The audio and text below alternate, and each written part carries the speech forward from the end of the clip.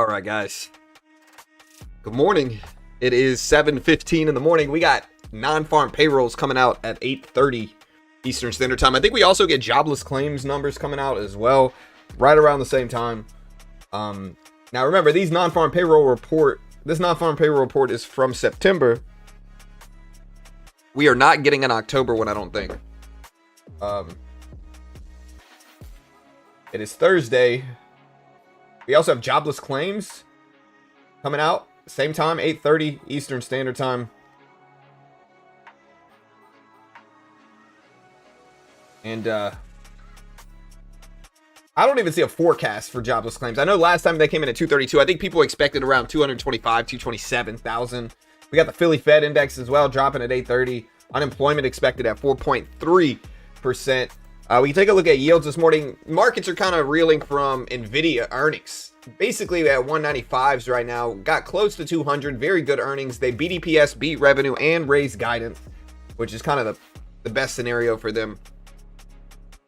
Yields are higher, though. Yields are higher. A lot of people think this labor report is going to come in stronger than expected, which will push back odds of a rate cut even more. Yields are all the way up. If you look at this at 4.146% right now for treasuries. If we take a look at the Fed watch tool right now, rate cut odds for December are all the way down to under 30% right now. They are at 27.8% right now, roughly 28% odds of a rate cut. Now, this is subject to change. If we get weaker than expected numbers here, this could obviously change. We're also going to be getting ADP private payroll numbers, and I think this is a story not a lot of people are talking about, but every Tuesday until the Fed meeting, we're going to be getting ADP weekly payroll numbers. So we'll see what those look like. Those are usually pretty accurate, I think. Last time they showed up at negative 2,500 earlier this week.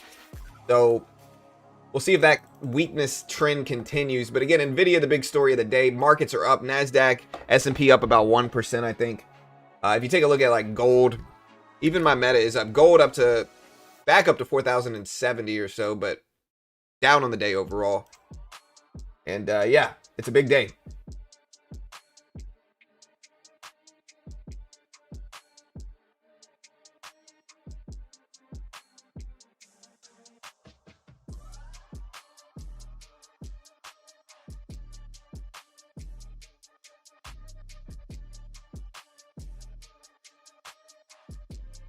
Yeah.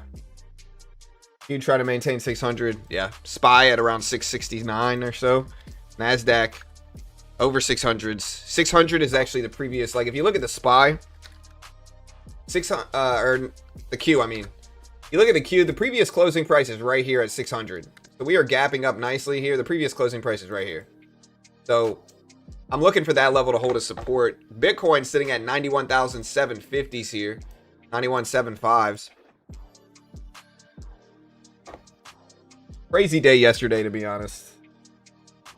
Yeah, puts would be doomed today, I think.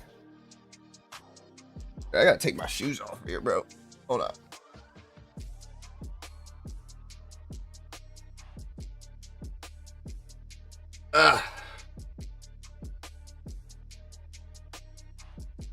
Government stopped all economic data, so we are expecting it today. The government is resumed. The BLS, the Bureau of Labor Statistics, the people who generally put out these payroll reports, have stated they are releasing the September payroll report today. If you look at the BLS website, you can, I can confirm this here. They put out all the revised numbers. I'm kind of disappointed though, honestly. Like, look, we're getting some data today, but I'm kind of disappointed here. Why am I disappointed? Well, because they canceled the JOLTS report for September. They also canceled the employment report for October. Let's see the notes. I haven't even looked at these notes yet, but they canceled the jobs report for November, or that we would get this month. I mean, BLS will not publish an October 25 employment report news release. Establishment survey data from the current employment statistics survey will be published with the November data. Household survey data could not be collected for October due to a lapse in appropriations. The household survey data is not to be retroactively collected. The collection period for November data will be extended for both survey and extra processing time will be added. Same thing with the JOLTS, I'm assuming. BLS will not publish the September job opening. Data from the job opening survey will be published October with the October data.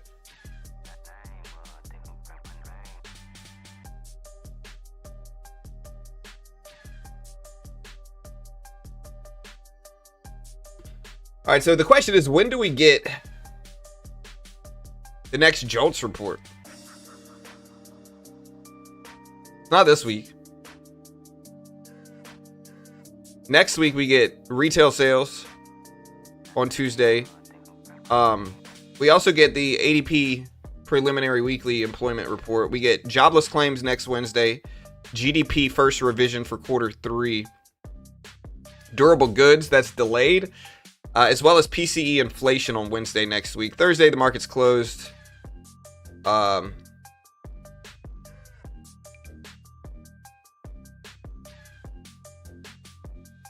Aren't Nvidia earnings supposed to be out sometime this week? Nvidia released earnings last night. Again, they beat EPS, they beat revenue, and they raised guidance.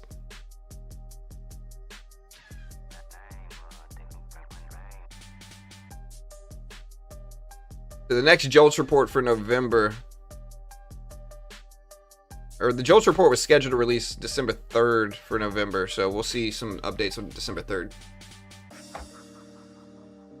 Why rate cut odds keep climbing? I think if I can remember correctly for Nvidia earnings, Nvidia posted $1.30 EPS. They expected like $1.25. They posted $1.30, better than expected EPS. Revenue came in at $57 billion versus $55 billion expected, roughly $54.5 billion expected. And then their guidance was raised from $61.5 to $62 billion guidance, I think to $65 billion guidance for Q4. So they raised guidance, they beat EPS, beat revenue, raised guidance.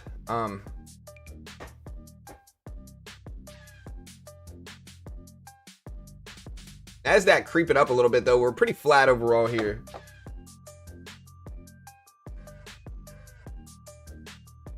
Yeah, I mean, I see a lot of tech rebounding with Nvidia here. Again, here's Nvidia's chart. We'll put a 5-minute chart up. Palantir up to 170s, looks good. Apple up to 270. Meta up to 600 again, basically. Microsoft up to 492s. If we're talking just AI, even AI stocks like AMD bounced back. So most things are going to move in what's called sympathy movement with markets, right? So Nvidia goes up. It's the biggest influence. It influences the Nasdaq and it influences all the other tech stocks. So a lot of stuff's just following Nvidia's lead.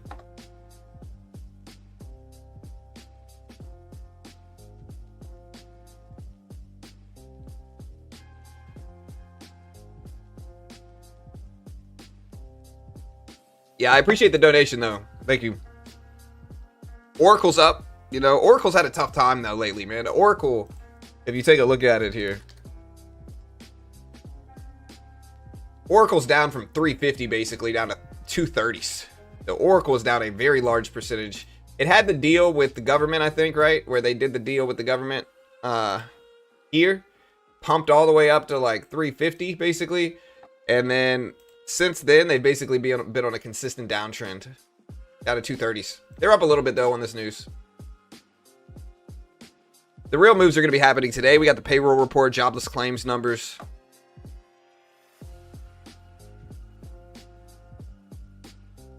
Yeah, I got up early. I got up at like 4:50 in the morning. I couldn't go back to sleep. I might have fallen asleep early. I don't remember when I fall asleep. But, yeah, I've been up too.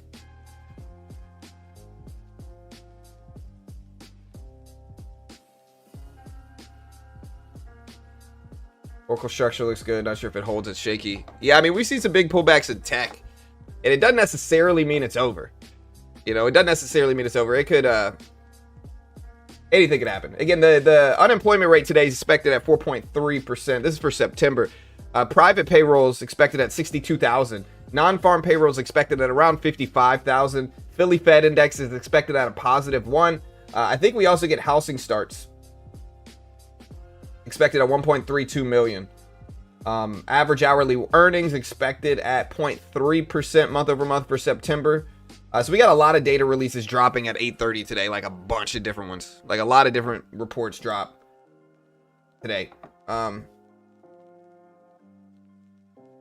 So Still lots of danger in the market. This may be short-lived, or as Jerome Powell says, short-lived.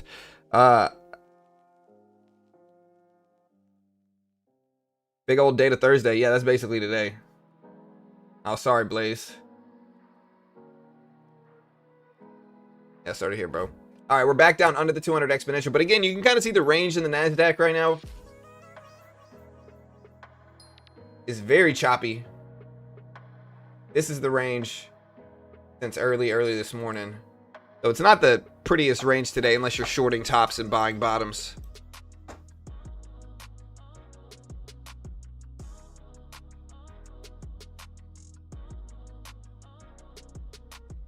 Yeah, I hope you guys feel better. I'm not going to get sick. Nobody in my family is going to get sick. I'm going to put that out there.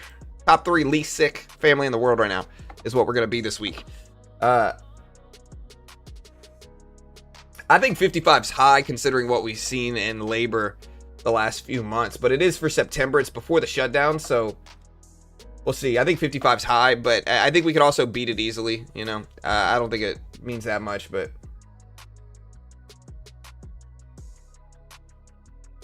Hey, what's up, Stefan? Thanks, man. Appreciate it. Nvidia at a 160 to 150, I believe, and I'm a big shareholder. Yeah, it's a big pullback. I mean, I think if Nvidia comes all the way back down to 160s, you know, markets are going to be scared of that. I'm not even saying it's necessarily unhealthy. I think corrections are healthy. And I think we need corrections if we don't want to crash big. So...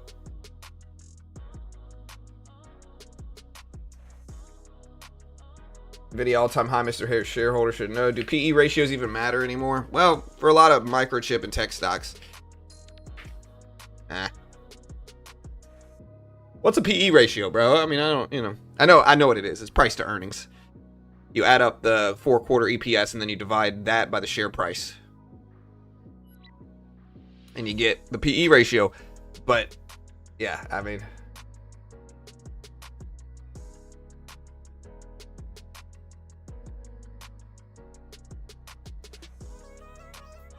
You think the FOMC could be rescheduled to a later date to get more data than they have, thinking political pressure to add to it? I mean, I think it could. I don't think it will. It could. I don't think it will. You know?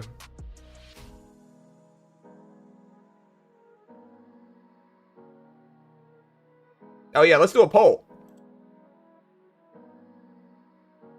Will today's NFP report show up higher or lower than 55,000? Higher. Lower, as expected.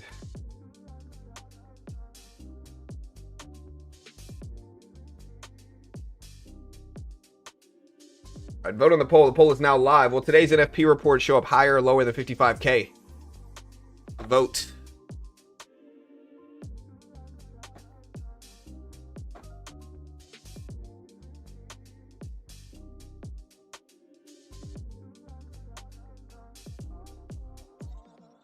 What do you think gold's going to do? I don't know. It depends on what the markets do. I think gold, Bitcoin, a lot of it's following macro markets right now, although gold's a little bit more nuanced. Bitcoin's following markets, really. And so, again, today's a pretty big day with data releases coming out 8:30. I'll put a timer up. Let me get a timer. I'm realizing I do not have a timer up here. What do we got? We got an hour. Almost exactly an hour. Yeah.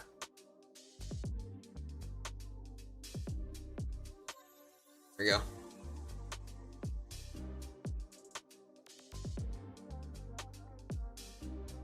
What's up, MV? Either pump then dump or dump today. Either pump then dump or dump. You don't think we can pump and keep pumping? Are we in a bad news is good news environment? We could be. I don't know. I really don't know. I think we could be. I don't know what the market wants. I think the market wants rate cuts, but I'm really not sure at this point in time. Odds of rate cut have gone down substantially for December. So I really don't know what the market wants.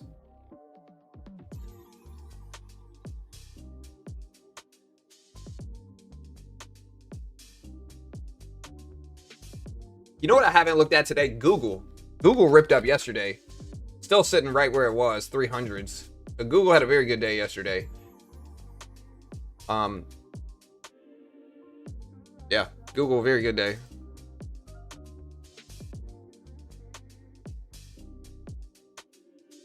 Gold has been pushing back up. Gold's slightly red on the day, but it's still doing okay.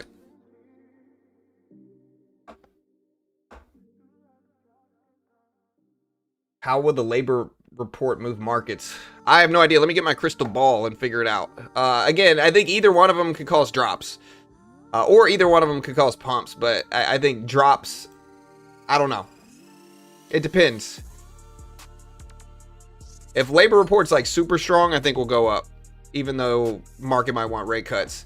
If it's super weak, I think we're going down. But I think we could honestly do the opposite of that. You know, market might want rate cuts enough to where we go down. Where labor report shows weakness, they react positively to it because the odds of rate cuts go up for December. Yeah, Walmart posted earnings.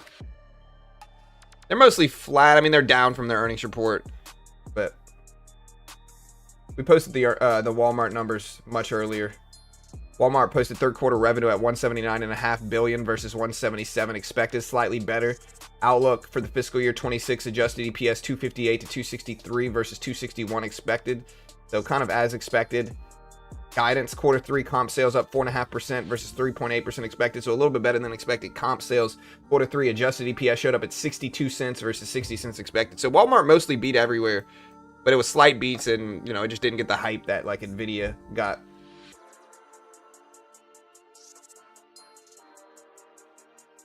Significant correction would make sense slowly and then swiftly. That would be the expectation. My take is what we underestimate the change in U.S. politics. Nothing is normal anymore. An AI 8-ball? I could just ask AI. But lower? I think it depends on what the number is, really. Nasdaq's starting to push up, though. It looks okay. Retail is what's been weak this earnings season, to be honest. You look at like Home Depot, weak. Walmart, weak. Target, weak. So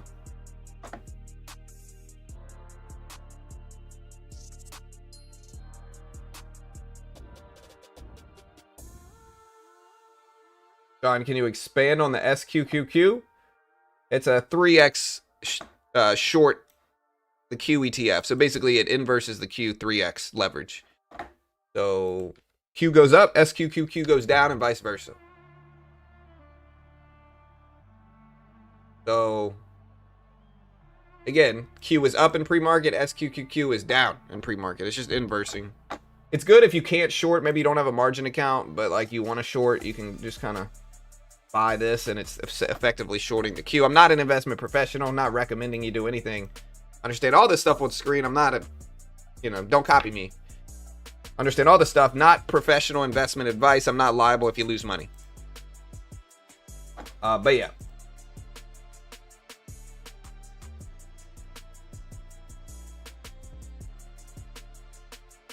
Yeah, but Walmart reacted negatively. It didn't beat enough. It's actually down from its earnings. Again, Robinhood. Yeah, Robinhood, another good day for it too. Tech company though, so I mean it's gonna do good with tech.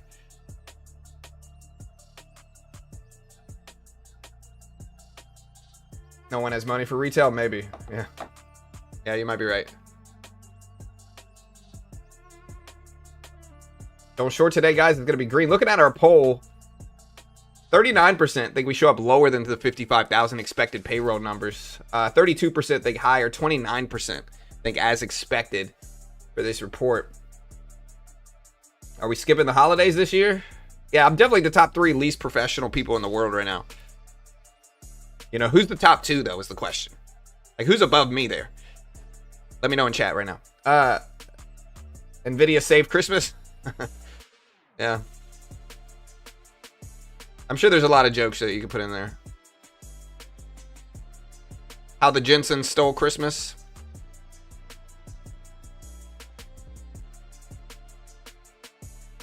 Microchip all the way.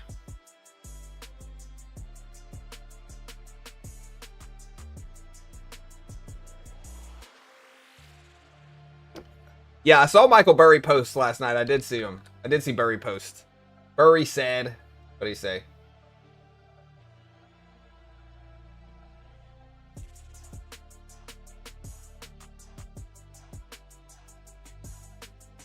All right, so Michael Burry said 11 hours ago, one more. OpenAI is the linchpin here. Can anyone name their auditor? He also said, 12 hours ago, since the beginning of 2018, Nvidia earned about 205 billion net income and 188 billion free cash flow, assuming all capex, which is capital expenditures, was growth capex. SBC amounted to 20.5 billion, but it bought back 112.5 billion worth of stock, and there are 47 million more shares outstanding. The true cost of that SBC dilution was 112.5 billion, reducing the owner's earnings by 50%. So, So basically, Michael Burry's bearish, is to simplify this. And again, he also posted this 12 hours ago talking about circular financing. He said every company listed below has a suspicious revenue recognition. The actual chart with all the give and take deals would be unreadable. The future will regard this as a picture of fraud, not a flywheel. True end demand is ridiculously small. All customers are funded by their dealers. If you can name OpenAI's auditor in 1 hour, you win some pride.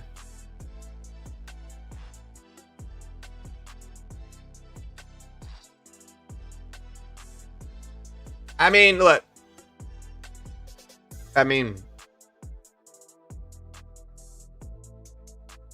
Somebody shorting Nvidia is mad Nvidia went up is basically what I hear. I'm not saying he's wrong, even. I'm not even saying he's wrong. But still.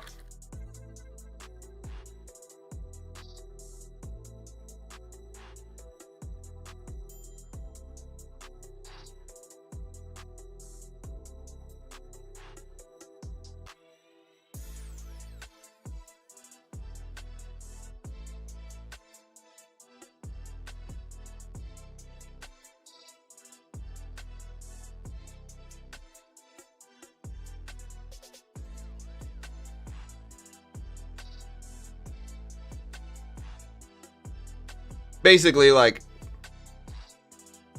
if you want to understand what Burry's saying, I mean, we can look at. I think the circular capital thing is obvious, but essentially what he's saying is that stock-based compensation programs, which is what SBC abbreviation stands for, if it's also paired with like big buybacks, it's bad for shareholders, is what he's saying. With that said, though, Nvidia up to 196 here. 196.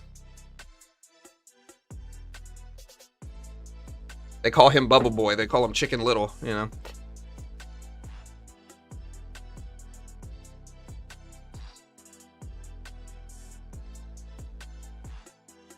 CoreWeave?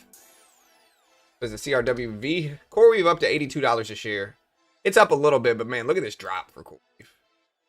CoreWeave's not a quantum stock, it's just an AI company, right? CoreWeave is down up 50% since the beginning of October. 50% drop for CoreWeave since the beginning of October. That's a big drop. NASDAQ's still edging higher this morning, though.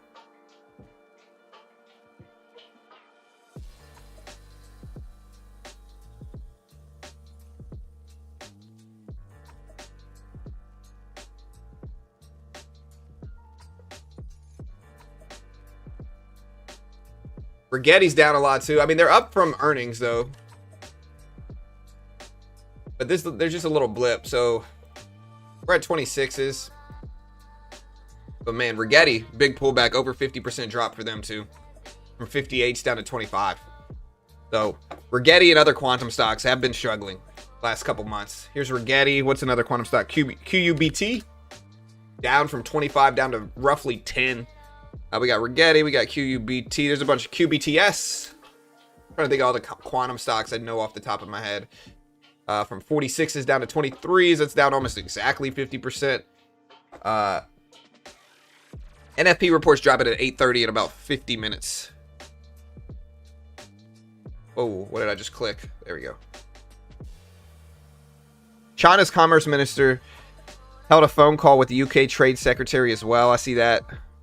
Warner Music Group posted earnings 21 cents. They thought they would get 33, so they missed big. Revenue of 187 billion versus 168 expected. So good revenue, bad margins for Warner Music Group, WMG.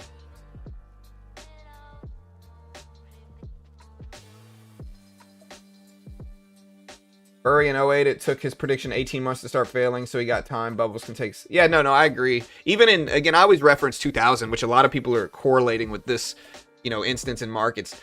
To me, you know, you got to understand, in 1997, Alan Greenspan did his famous irrational exuberance speech. It took 3 years for the crash to happen afterwards. 3 years. Really, it was a bear market. But 3 years.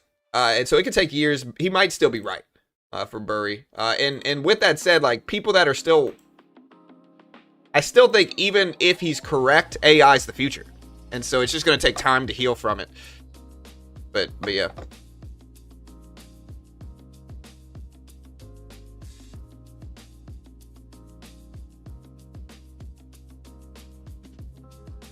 Yeah, I mean, you keep throwing darts at a dartboard, eventually you'll hit it in regards to crashes.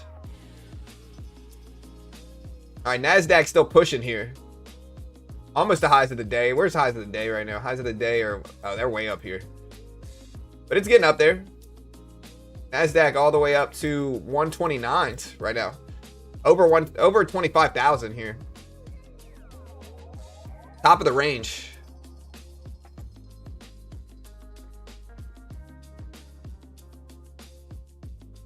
You get Nvidia up, AMD up.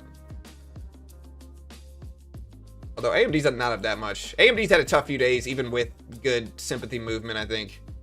Yeah, the last like week, AMD's down from 260s down to 230s. A very large percentage with AMD, with most of microchips, but AMD has taken it worse than a lot of other ones.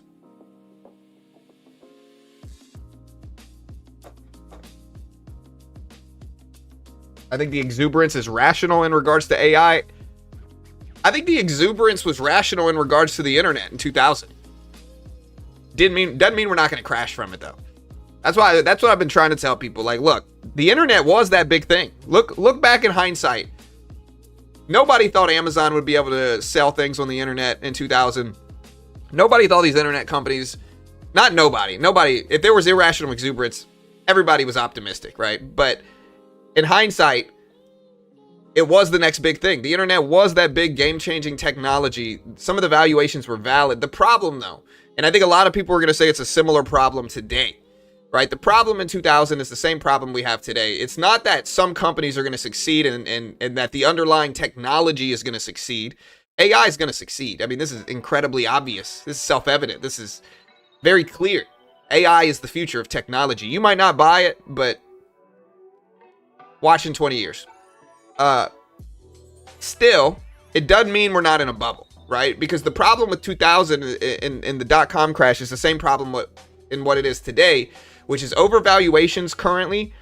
Too many companies IPOing and going public and making lots of money before they're really valid and tested as a company. Again, prior to Netscape, you needed to have at least a couple quarters of like a set amount of profits before it was really the standard to IPO at the time. Netscape IPO'd, made billions of dollars pre-profits. That changed the standard. Then it opened up the floodgates, and all these internet companies started IPOing. Anything with .com at the end of it made millions or billions of dollars in their public offering. But a lot of those companies were not tested. They were not valid. They were not useful. The big ones remain. You look back in hindsight, Amazon's still here. The internet's still here. A lot of internet companies are thriving. But a lot of them failed, you know, during that bubble bursting. Why? Because they were overvalued and they weren't tested to begin with. And so I think a lot of people are going to say, hey, that's the same dynamic as today in AI. You know, there's going to be some companies that succeed and that do well. Nvidia is obviously probably one of them. But a lot of these companies are going to fail. I'm not saying this is true.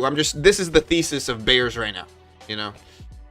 So, and it might take some time to catch up to those valuations with high PE ratios basically across the board in technology right now. So,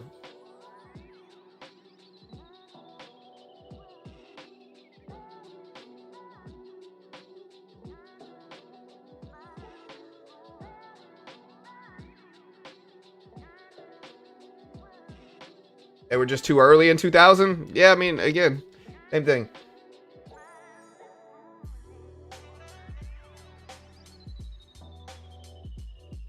Oh, there's a bunch of AI companies. Not just that, but a lot of normal companies are piggybacking off of it. You know. There's a lot of good documentaries for nerds like I am. There's a lot of good documentaries about the dot-com crash, about what led to it, about what kind of started the internet really in the early mid-90s, and then how it grew, and then how the bubble bursted, and then all that stuff. A lot of good documentaries. I'm trying to remember. There's one. It's not a documentary. It's a show in 2000. I can't remember. It's about Microsoft battling Netscape, and what that looked like. There's a lot of good shows about it.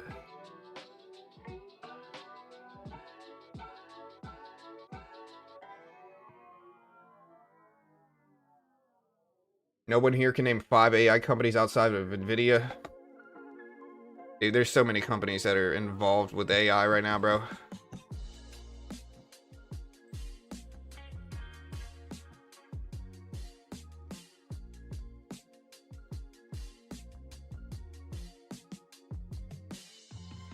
You have SoundHound. You have C3 AI. You've got CoreWeave. You've got Palantir. You know, you got Meta, Microsoft. You know what I mean? There's so many companies, really. There's a bunch of them.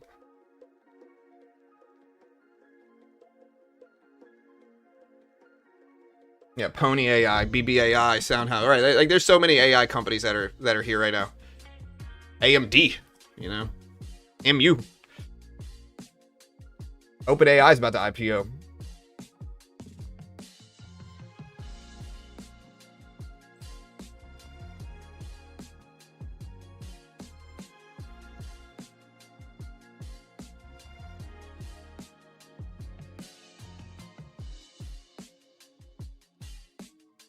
Trying to see if that's the one I watched. No, I haven't seen *Halt and Catch Fire*.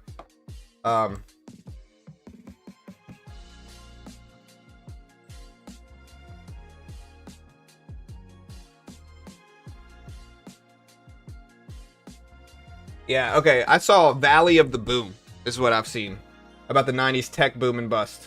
Very good, very good.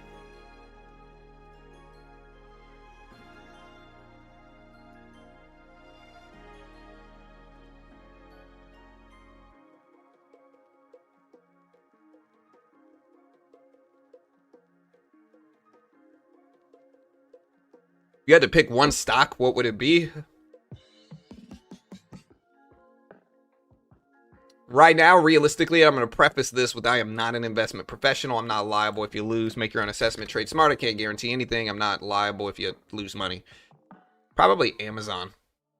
Amazon is wrapped in everything we buy. People are so dependent on Amazon for ordering things. It's to a point where it's been, the last decade, it's been dragging retail stores down because so many people are using it. As it continues to expand and as well as gets involved with AI, I mean, obviously I think Amazon's going to grow to be much bigger and just powerhouse like it already is. So I don't really think there's much competitors to it either, to be honest. Not anybody really doing it in the same way.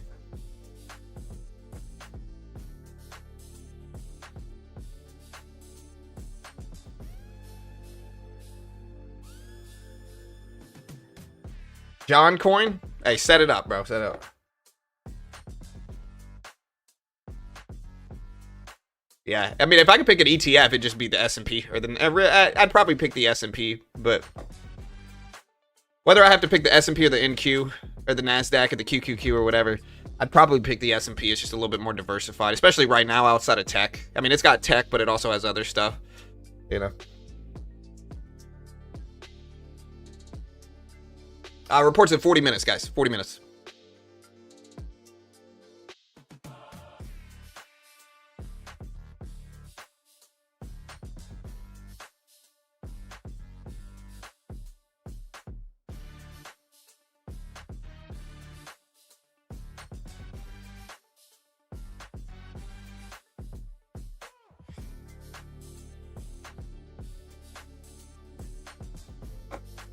Aren't expectations wrong most of the time? I mean, yeah.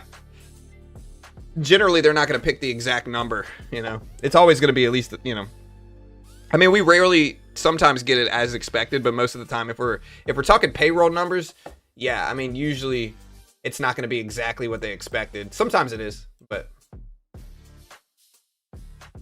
all right, guys, Nasdaq back up to that 150 level right here, climbing higher ahead of this payroll report. We still got 40 minutes left.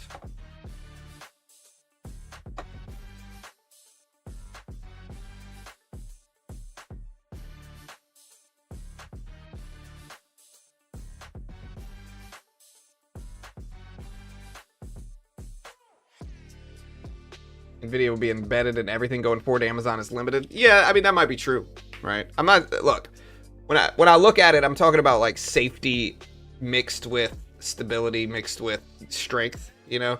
I think Amazon is all of that. I think Nvidia is probably going to be one of the largest companies, if not the largest company in the world like it is now. But I think there's slightly more risks with it. But I'm still, obviously, if anybody heard me yesterday during Nvidia's earnings call, you know, it was a weird dynamic. Like, I told people that Nvidia was almost certainly going to beat. You know, I think they had to. I think if they didn't, market was going to react really negatively to that, obviously. So I think they have to beat. And I think they play these games where they set the bar a little bit lower than what they really think they're going to do so that they always beat. And that's a dynamic we see for every public company, really, that drops earnings mostly. It's a game they play. But with that said, I think Nvidia needed to beat and raise guidance, and that's exactly what they did. It almost to a point where people got mad at it, right? Like, Nvidia beat and raised guidance, and I don't know if it's like people who watch Michael Burry or shorters or whatever, but people got upset.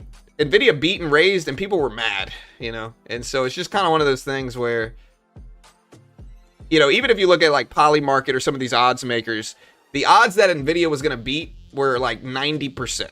You know, meaning you bet $100, you're only going to make $10 if you bet on them beating, right? Like, so the odds are low that they were going to miss. And I don't know what this fascination people have with betting on the worst odds are. You see it with the Fed meetings as well, where ahead of the Fed meeting, like same day of the Fed meeting, odds are 99.5 to 0.5. And people are betting on that 0.5. Or I ask people what we're going to do today, and they're saying, oh, we're going to raise 50 basis points, or we're going to cut 50, or we're not going to cut at all. And it's just kind of like, learn how to calculate odds here, guys. You know, maybe you're getting better odds than I am, but I go with the easy money, you know. D-gens will be D-gens, yeah.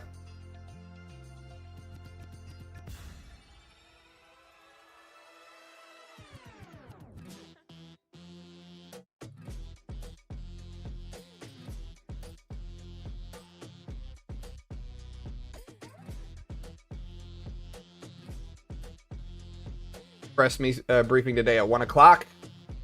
That's just what we need. More volatility today. The Bitcoin scars. Yeah, the yen carry dynamic scaring a lot of people as well. And again, just to understand this, the Bank of Japan is getting ready to do this big stimulus, so they're going to have to unload bonds. Or no, they're going to have to start selling a bunch of bonds. Because of that, supply and demand is going to make the price of bonds fall. Right? And what is that going to do to yields? It's going to make yields spike. Interest rates spike, essentially. And the yen carry dynamic is like people use the Japanese yen because of its low interest rate environment to buy up US bonds and assets with it. And so if the interest rate spikes for the Japanese yen, a lot of people might have to be forced to unload those US positions, and this could spark sell-offs in markets and all this other stuff. But again, Nvidia earnings, like, look, we're still down over the last few weeks. It's not like we're saved yet. I don't necessarily think that either. I think we did have a rebound, obviously, in Nvidia, and because of that, other tech stocks. But I don't think we're out of the woods necessarily yet. I think if you look at most markets here, right, we look at the SPY, and we put up like a 4-hour chart, we're still down.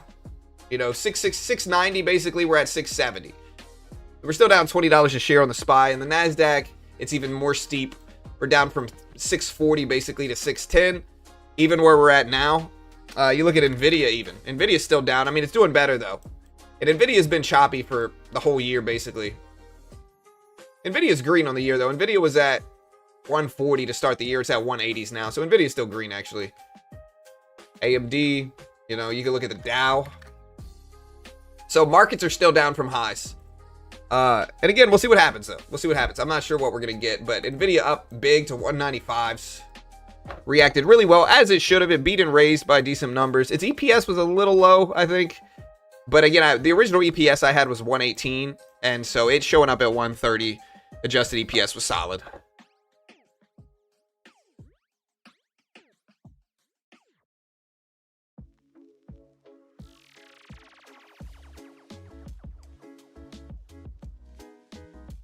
Yeah, Blake Wheeler. Riches yell, wealth whispers, my friend. It'll be all right. Y'all stop arguing. Y'all both say something nice about the other one. All right, sit in the corner until you say something nice about the other one. All right.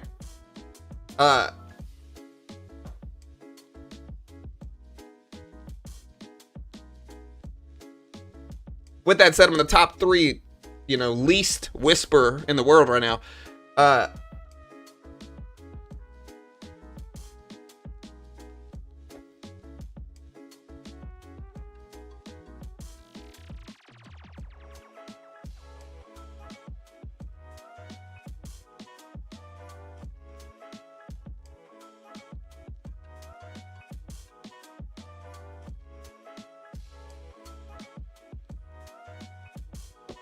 Why so angry, Blake Wheeler? You seem mad, bro. I see why you need a burner account, sir. You know, listen, it's all love here, man. I'm just messing with you. Just y'all get along. No arguing. No need to hurl insults at each other. Like, come on now. Y'all are better than that, okay? I believe in you guys. All right.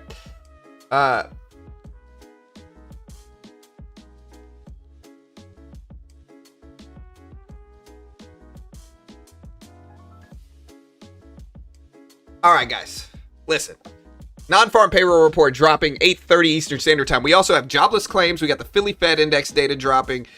And I think we have more stuff dropping too. Let's see. We got unemployment, non-farm payrolls, jobless claims. We got the U6 unemployment rate. We have average hourly earnings dropping for September. A lot of data releases coming out. We have housing starts. All of this stuff is dropping at 8:30 today, basically. A whole gang of reports is dropping at 8:30. Again, September payrolls, government, that includes government, private. We got the Philly Fed index, jobless claims, housing starts, average hourly earnings. And so at 8:30 today, we're going to get some volatility. You know, we'll see what we get. Looking at our poll numbers here, 40% think we're going to get higher numbers today. 35% think lower, 25% think as expected.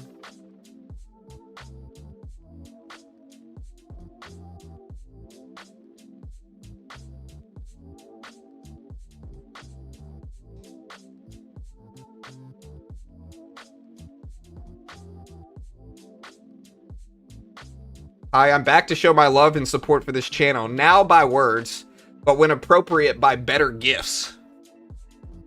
I watch so many and I'm settled on this channel for economics and soothing my mind. Listen, I'm for it. I expect gifts, to be honest. You know? Let me know what you're going to gift me, guys. All right? Line up. Give your gifts. I'll tell you whether I green light or red light them, you know? All right?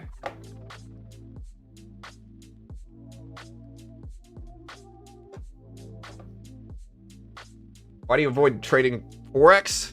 Not that I necessarily avoid it. There's just less. It's less easy to trade that stuff. Like I trade futures because there's less red tape in futures. It's easier. I can trade the Nasdaq, the S&P, the Dow, gold. You know, a lot of these Forex pairs are going to move in similar ways to some of the assets I can trade in futures with less red tape, to be honest.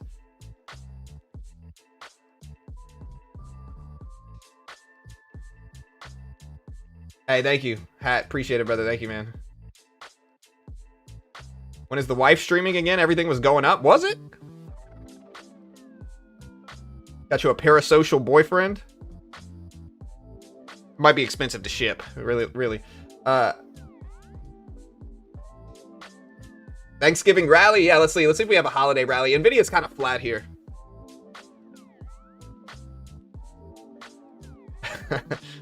A green ski mask. I would be a floating pair of eyes with the green screen and a mouth. That might be great. In fact, I'm so curious. I'm gonna order that right now. I wonder what that would look like. It might freak people out though. So I'll order it later. I got stuff to do this weekend.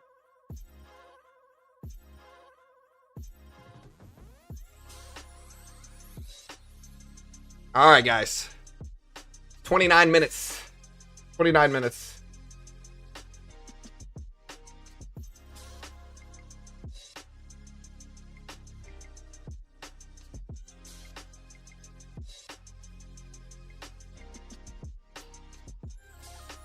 Meta's over 600, guys. You love to see it. I needed this. I tried to buy Meta 3 times in the last month. As much as I hate to admit this, I've tried to buy Meta 3 times in the last month. 3.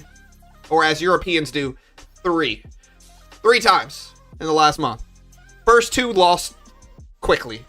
Got stopped out. 3rd time's the charm.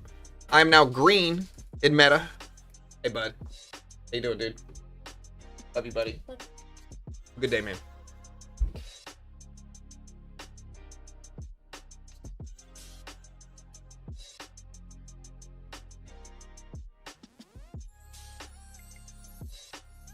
Pump before the dump.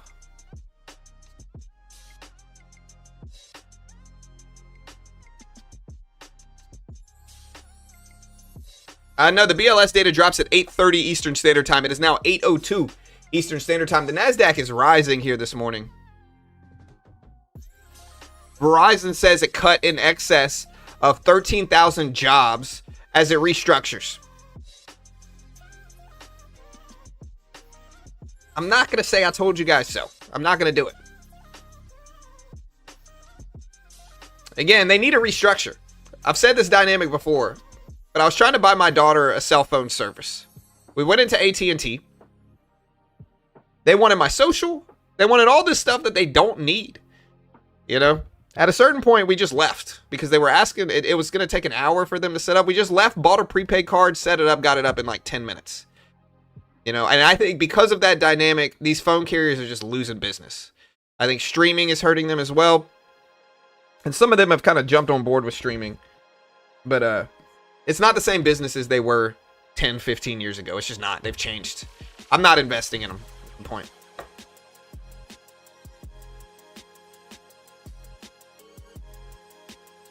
If it goes down, I'm buying because the market already priced in the no change.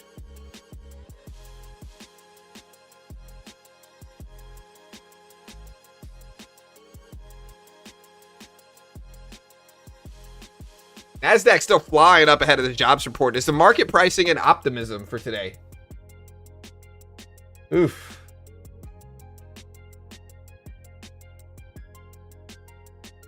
Redfin says home prices post biggest gain in 7 months despite slow demand. They rose 2.3% during the 4-week period ending in November 16th, according to Redfin. Biggest gain again in 7 months.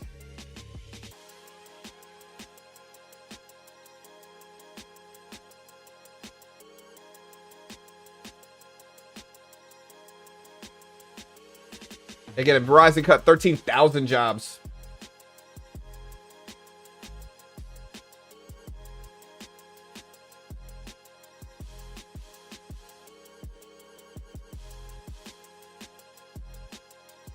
Yes, SQQ isn't updating to new reverse split prices yet.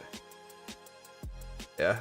Walmart posted earnings. They beat EPS in revenue for Walmart, but the market still finds something they didn't like in it. They're kind of flat, though. They're not really. All right, guys. Again, 25 minutes. 25 minutes. Japanese yields skyrocketing. Yeah, I mean, it's not a shock.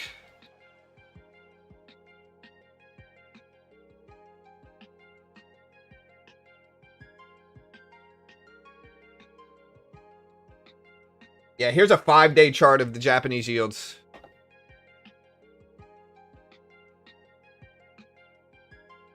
Five-day chart. Again, this means the Japanese yen has a less favorable interest rate. And so that essentially means that people are going to use it less to buy U.S. assets with it.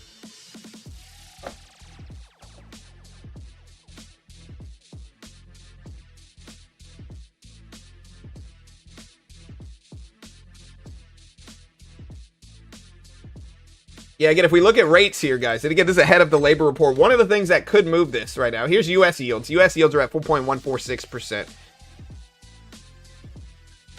So, you know, still, the Japanese yen's still better than this, but 4.144%, up a little bit today. We take a look at rate cut odds. Again, under 30% likelihood of a rate cut. Under 30%, slightly. Basically 30% right now. 70-30 odds of a rate cut. Yeah, are only at 30% as of now. Yeah, next week we have PCE inflation. Next week we have a whole gang of reports, to be honest. Next week we got PCE inflation. We have GDP data. We have... dude, I'm trying to think. I know what we have next week. We have GDP data. We have PCE inflation data. We got retail sales data. We've got jobless claims data. We got durable goods, the delayed reports for September data. The day before Thanksgiving on Wednesday next week.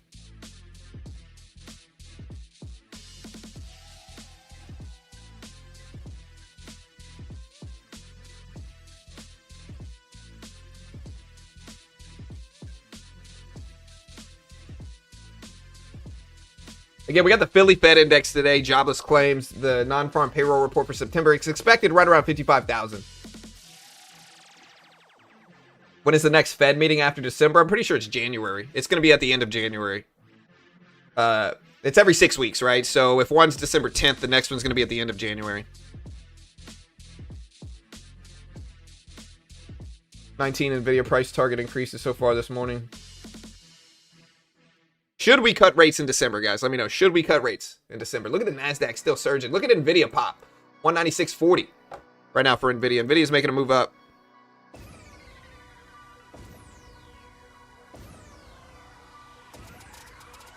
If it comes in less, does that make it good, bullish, for example? We'll have to wait and see. I don't know. 28th of January, got you.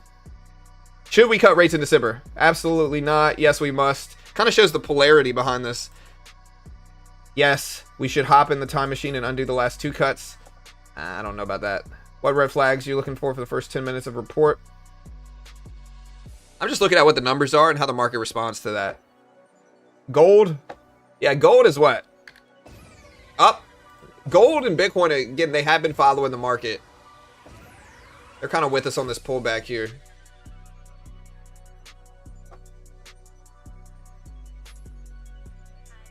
All right, guys, be ready.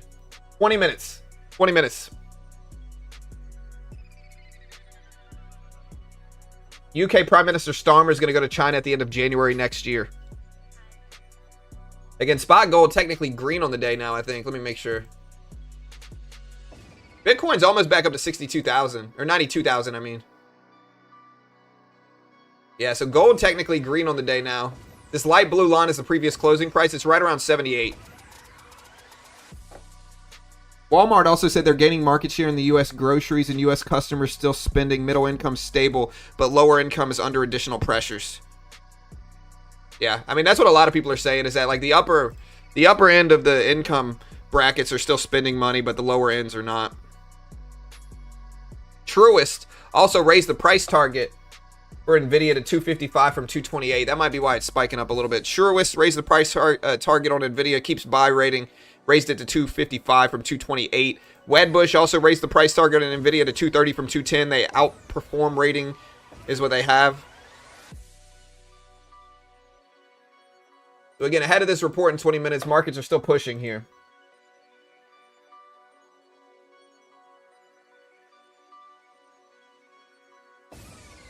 So again, today we have the non-farm payrolls labor report. We have not gotten one since September.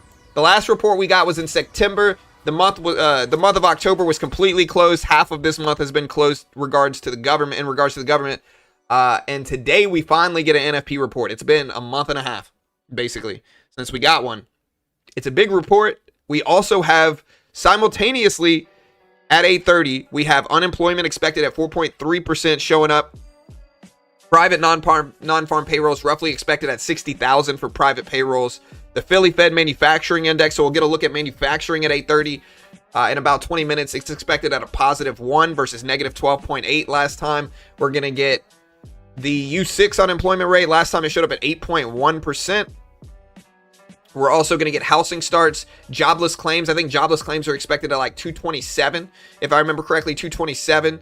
Housing starts are going to drop at 8:30. We're also going to get average hourly earnings also releasing at 8:30 Eastern Standard Time. So a bunch of different stuff. An array of different metrics are going to be releasing at 8:30 in 20 minutes here today, guys. And so it's relevant. It's important. Stick around. Hit the live button next to the play button. Make sure you catch up to the stream. And yeah. Walmart's CEO, basically incoming CEO, says, quote, "We continue to benefit from higher income families choosing to shop with us more often. Home prices post the biggest gain in 7 months despite slow demand." Y'all hear my dogs?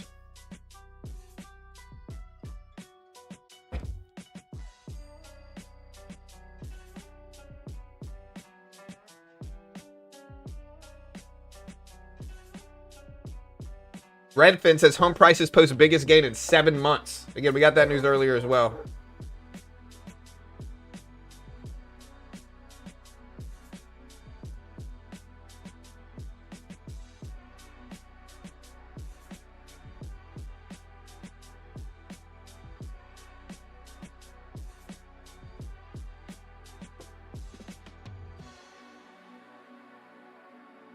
We're ready, John. What's up, Melody? Yeah, so everybody always wants to buy lower, but most never do. Honestly, this is absolutely true. Most people always wait for a pullback, but sometimes the pullback never comes. You know? And so dollar cost averaging is usually the move. I'm not an investment professional. I'm not telling you what to do. Also, Truist raised the price target on Nvidia to 255 from 228, kept the buy rating as well.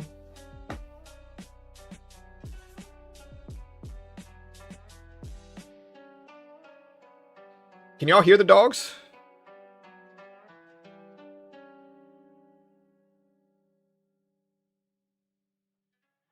Short-term and bond yields up, long and down. That's not good.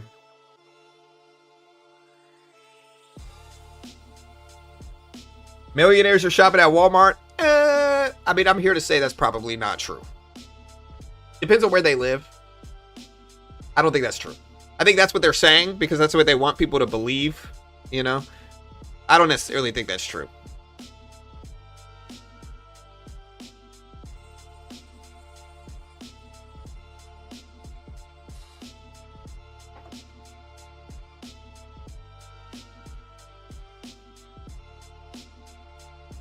Nvidia got a new price target all the way up to 350.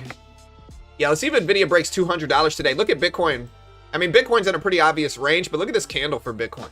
The Bitcoin's moving up here to the east side. Again, Walmart CEO did say lower income households were under additional pressure. Michael Saylor just tweeted just Bitcoin.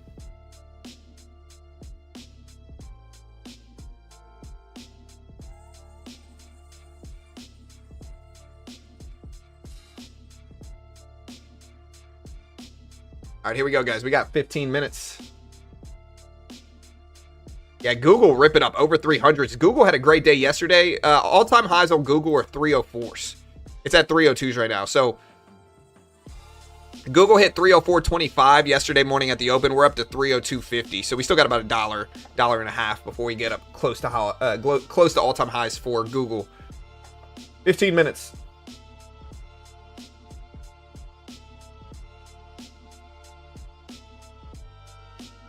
I mean, it depends on how rich we're talking, to be honest.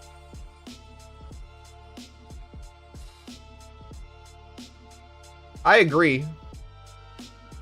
A lot of people think rich people wear diamonds and chains and, you know, all this stuff. Most wealthy people that I know wear t-shirts and flip-flops. You know, they're not really trying to make themselves a target. You know what I mean? Hey, I love you. Have a good day.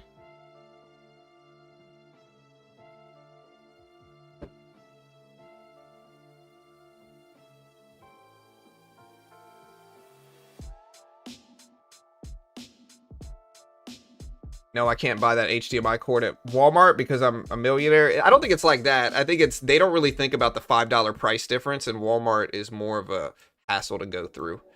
Again, I don't know. I'm speculating.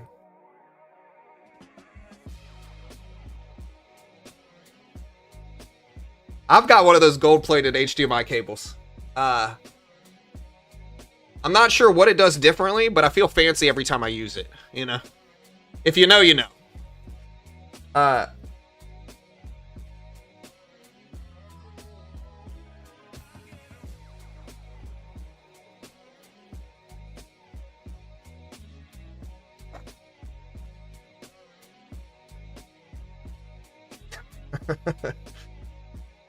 You guys know. Yeah, you guys know. All right, guys, we got 13 minutes here. 13 minutes.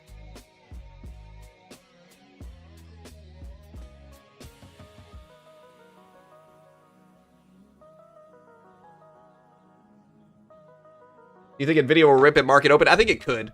I think sometimes you get delayed responses, and what we've seen a lot over the last few weeks is that we've seen news come out. Market has kind of like an underwhelming reaction, which honestly, I don't think Nvidia is doing that. I think Nvidia had a very strong reaction yesterday. But then we get a continuation of that trend at the opening bell sometimes, or a reversal of the trend. So I'm looking for volatility at the open. Nvidia gapped up like 7 or 8% yesterday from earnings, and it was good earnings. It beat EPS, beat revenue, raised guidance. And so, yeah.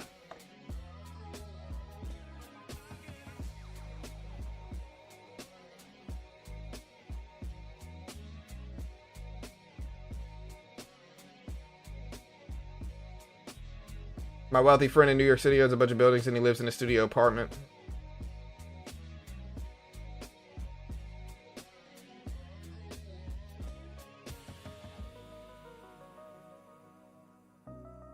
Yeah, I mean, I doubt it's real gold. I don't know.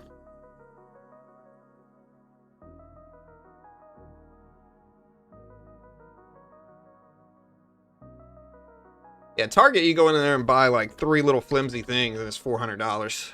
You know, they've got to be making money though, and it's usually pretty busy when I go there still. But I'm in Target, very small position, but I'm in it, so maybe a little bias there for sure.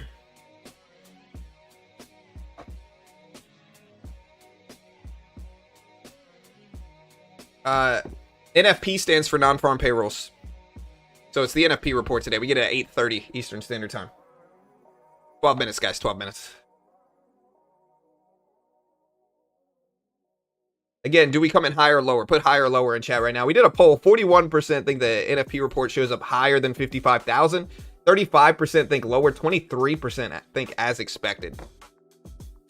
If we show up as expected, I'm gonna assume they're just being lazy. But again, we're gonna see what this report shows.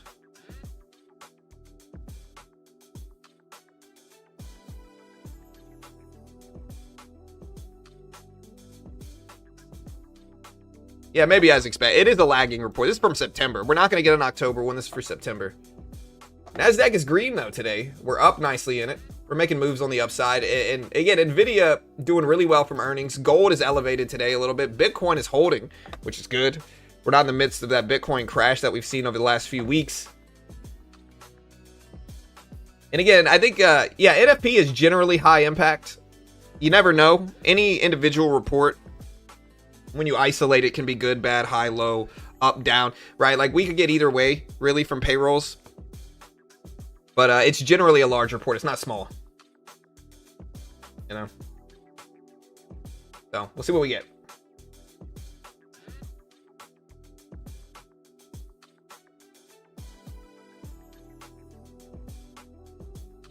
Took so long, it's time.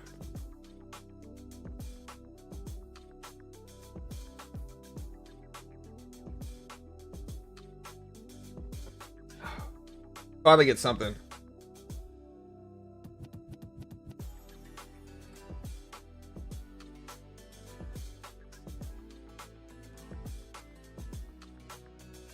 We'll see what we get though. I'm ready.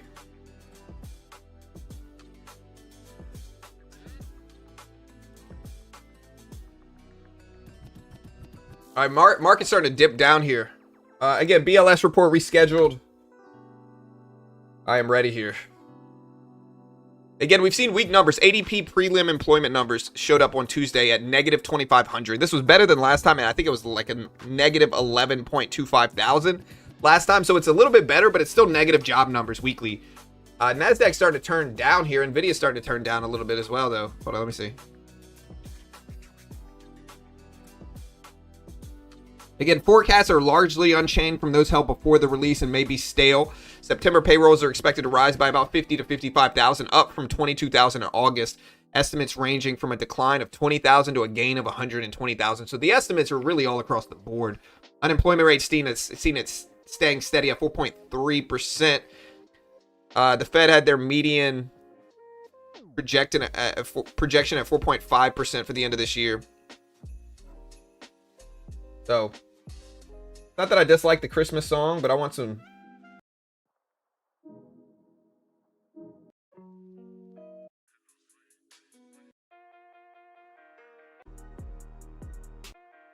Alright, I want some better music. It'll be 30 to 50K. Bet you a cookie. What kind of cookie, though? That's what matters. It depends on the type of cookie, realistically. All cookies aren't good. You know, you give me like a coconut cookie, I'm not eating it. Yeah, is it a bad news, good news scenario? Meaning, the lower the number, will that make markets more optimistic about rate cuts and react positively? Is essentially the bad is good, good is bad scenario. Or if it's high, will that make people fear inflation? One of the dynamics you might see is if this report is high, people might fear more inflation spikes, right? And so that's kind of the bad is good news scenario.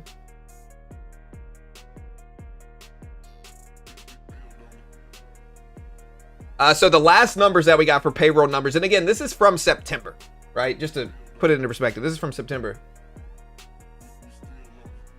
The last numbers that we got were 22,000 from August. This is they're expecting this right around 50 to 55,000 is what we're seeing for payrolls. Unemployment rate, again, expected at 4.3%. We're also having jobless claims. I think jobless claims are expected at about 227K. 227K. We also have average hourly earnings dropping, expected about 0.3%, 0.3%. So we will see.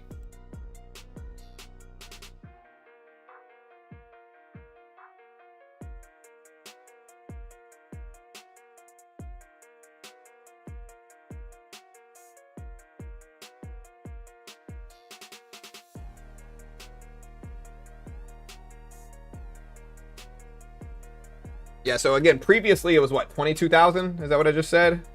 Yeah, 22K.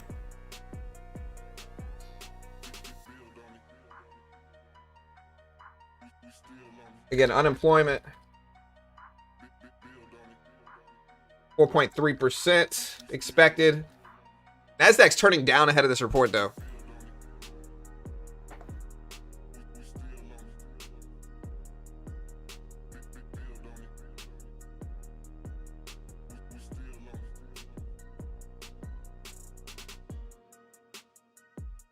All right, guys. Time. Nasdaq's falling here. Ray Dalio Venture is having problems. A lot of private credit is connected to private markets. Ray Dalio speaking on CNBC right now. That might be moving markets. He said, I believe we have a debt problem.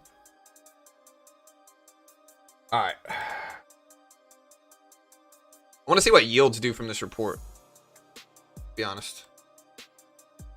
All right, I got the Bureau of Labor Statistics. All right, guys, we got about 6 minutes left. A little bit less than that, actually. Make sure you put it in 2x speed and you hit the live button next to the play button. All right, again, 2x speed, hit the live button next to the play button.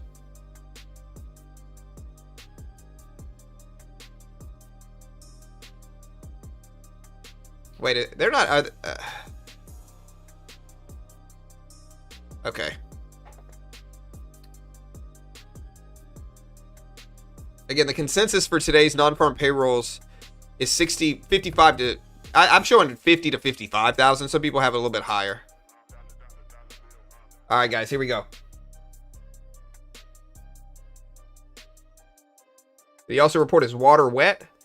I don't know. I said water is wet one time, and I got a lot of people actually arguing against that. You know, I mean, it's just an expression, but, you know.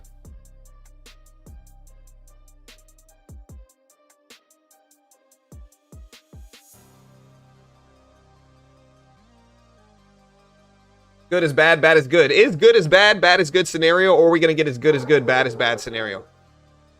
Hey, thank you, Cal. Appreciate you becoming a member, brother. Thank you, sir. All right, here we go, guys.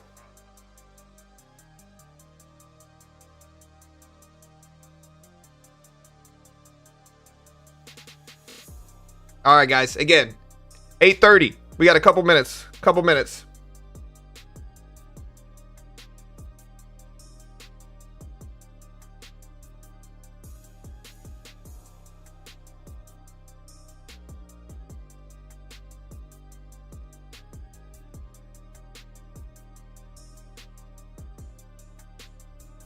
All right, guys. Yeah, we got 3.5 minutes here, chat. 3.5 minutes. We got 2,000 people here.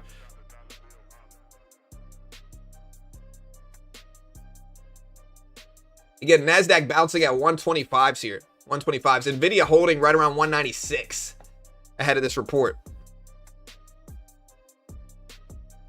Again, and we have a whole gang of reports showing up in about 3 minutes from now. Non-farm payrolls, Philly Fed Index expected at 1, jobless claims reporting, housing starts, average hourly earnings, unemployment, private payrolls, U6 unemployment rate, and more dropping in 3 minutes here, chat. 3 minutes. Again, subscribe, hit the notification bell. I appreciate it. Hit the live button next to the play button as well. Relevant. Here we go.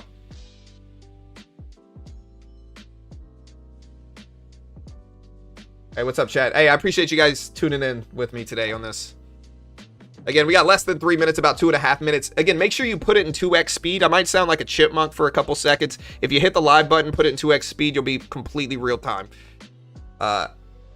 Again, 55,000 expected. We did a poll. 42% think higher than expected. 35% think lower than expected. 23% think as expected.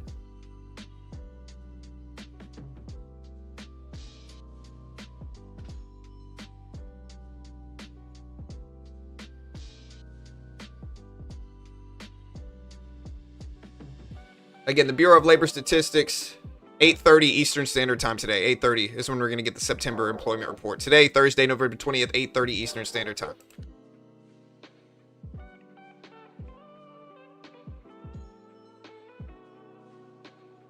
Yeah, it's been a while. 2 minutes left, chat. 2 minutes.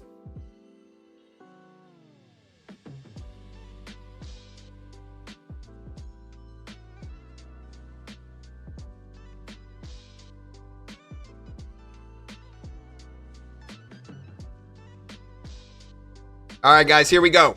1.5 minutes.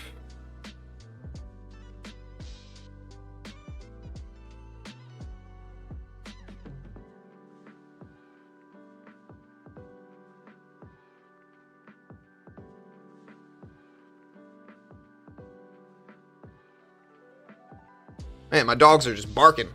All right, guys, here we go. Less than a minute, or about a minute left. About a minute left. This timer's a little bit early. We're right around the 200 exponential. Nasdaq is right around 196. Gold is at 4,090 here. And again, we got less than a minute. Yeah, we got a whole bunch of reports coming out right now. Like 7 or 8 different data releases that have been either delayed from the shutdown or worse. Again, here we go. We got 40 seconds. 40 seconds. I'm gonna mute this timer because it's a little bit early. We got about 40 seconds. Really about 30 seconds. Here we go. Again, 25 seconds left. We're going to go through the entire report when it comes out as well, chat, just to clarify. But here we go. It's time.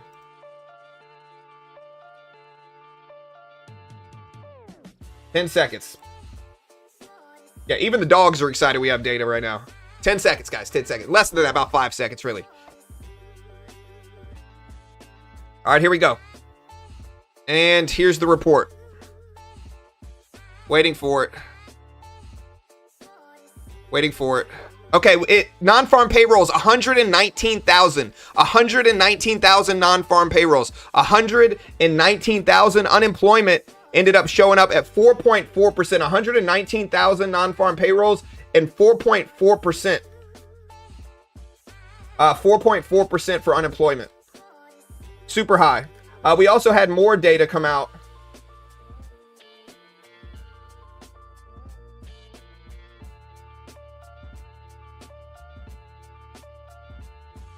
Again, unemployment rate 4.4%. Private payroll showed up at 97%. Philly Fed index showed up negative at negative 1.7 thousand. Jobless claims showed up at, I don't see jobless claims actually. Hold on, wait, let me see. We got so much data here. And again, jobless claims, initial claims, 220,000 for jobless claims. 220,000. So we had less people filing for unemployment than expected. It was expected at about 225 or so, 227. We had 119,000 non-farm payrolls versus 53,000 expected. Unemployment showed up higher than expected though. So we did have higher than expected unemployment. Nasdaq is loving this here. And again, look at this report. Total non-farm payroll employment edged up 119,000 in September, showing little change since April. The U.S. Bureau of Labor Statistics reported unemployment rate at 4.4%. Employment continued to trend up in healthcare, food services, and drinking places and social assistance. Job losses occurred in transportation and warehouse and federal government. It represents stats from 2 monthly surveys. The household survey measures labor force. And again, both the unemployment rate of 4.4 and the number of unemployed people at 7.6 million changed little in September. Again, let me put this data up on screen and I'll keep reading this report. But again, way higher than expected non-farm payrolls, 119,000 versus expected 50,000. Unemployment rate, again, showed up at 4.4%. 4.4%. The U6 unemployment rate at 8%. Last time it was 8.1%. But 4.4% unemployment rate. Nasdaq is shooting up here. We have that data now scrolling at the bottom of the screen here. 119,000. Nasdaq is reacting very positively to this report. Very positively to this report. It says both the unemployment rate of 4.4% and the number of unemployed people at 7.6 million changed little. These measures are higher than a year earlier, with the jobless rate was 4.1% a year ago. The number of unemployed people was 6.9 million. Among the major worker groups, unemployment rates for adult women at 4.2%, Asians at 4.4% increased in September. Jobless rate for adult men, which at 4%, and teenagers at 13.2%. We got some other numbers. The number of long-term unemployed, those jobless for 27 weeks or more, changed little at 1.8 million in September. Long-term unemployed accounted for 23.6% of all unemployed people. The labor force rate at 62.4% changed little over the month. The number of people employed part-time for economic reasons at 4.6. The number of people not in the labor force who currently want a job decreased by 421,000 to 5.9 million in September. And so, yeah, again, unemployment rate, 4.4%. It upticked by 0.1% relative to what it was last time, as well as what they expected today, which was at 4.3%. Payroll numbers, 119,000. That's the story. 119,000 for payrolls, way higher than expected. Manufacturing payrolls lost 6,000 versus expected loss of 8,000. Average earnings year over year should have been 3.8 versus 3.7 expected. Month over month, 0.2 versus 0.3%. And yeah, government payroll showed up at 22,000. Previously it was negative 16,000. And again, the market liked it, but it's starting to dip down. So the market originally reacted well to this report.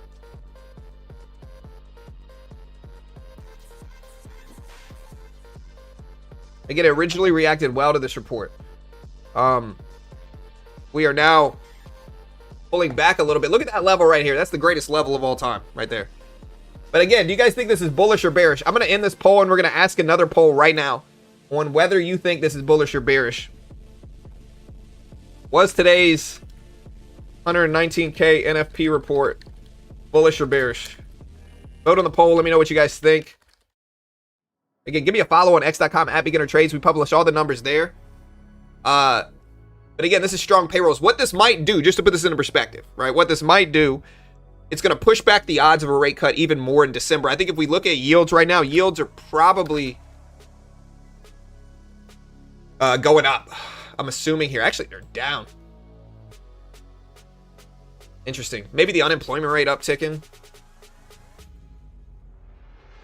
Oh, yields are actually up from this report. They dropped leading into it. Let's see if we got the rate odds changing a little bit. This should push back odds of a rate cut even more now, to be honest. Like, we should see odds of a December cut decrease, I'd imagine, unless they're putting more weight on unemployment. Looking at our poll, 64% think it's bullish, 36% think it's bearish. Now, remember, there is a lag. The Fed watch tool site isn't even loading right now. Look at it. It's not even loading right now. Again, way higher than expected payroll numbers almost everywhere.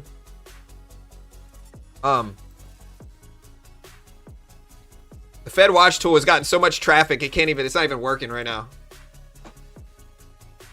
Again, 64%.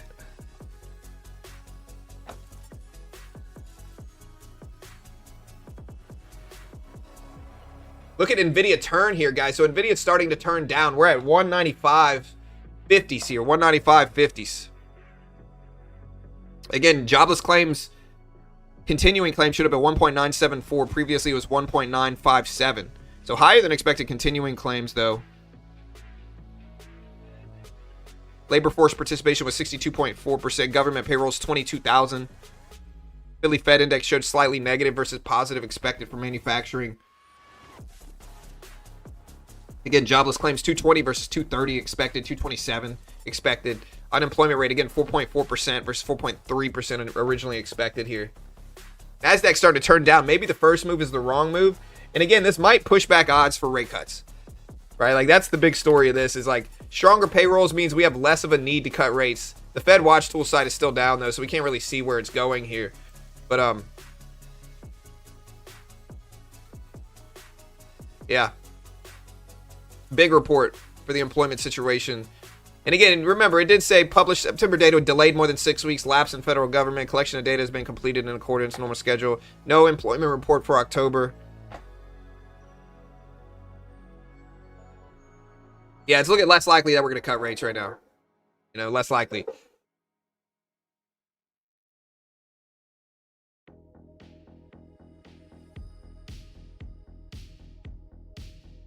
You guys, are you happy or sad with this data, guys? Let me know, happy or sad right now. Put a smiley face or unhappy face. Or just tell me happy or sad from this data. Still holding here, though. And the Nasdaq's still green. Look at gold shoot up. I mean, gold's probably shooting up. Because of inflation, gold's probably shooting up.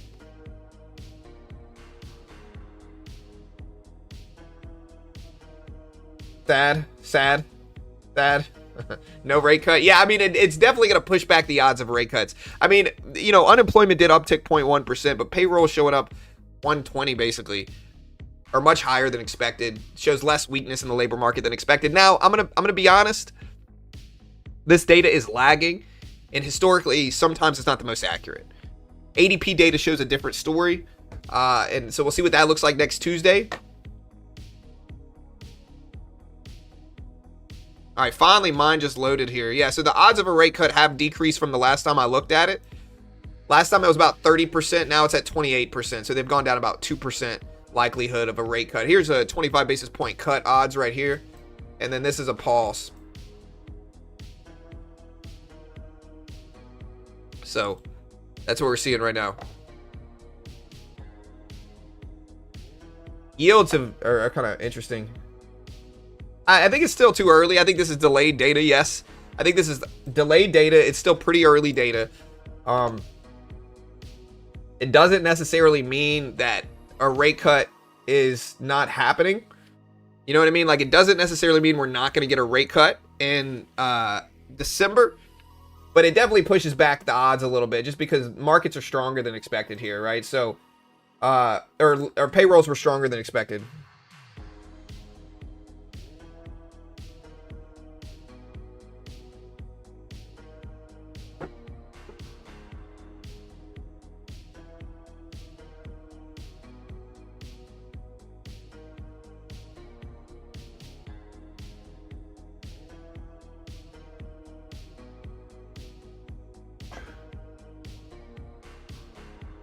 Because non-farm payrolls is just private payrolls. Unemployment can mean government employees. It can mean all kind of stuff, right? There's a lot more nuance to it. Again, do we close red or green after this data? Market's up from it, but it's starting to give back some of the gains here. Nvidia is actually trending down as we speak here, so. Again, Ray Dalio is still talking on CNBC. He says we are at 80% into a bubble in the CNBC interview. He said we're 80% into a bubble. Venture is having problems, and a lot of private credit is connected to private markets.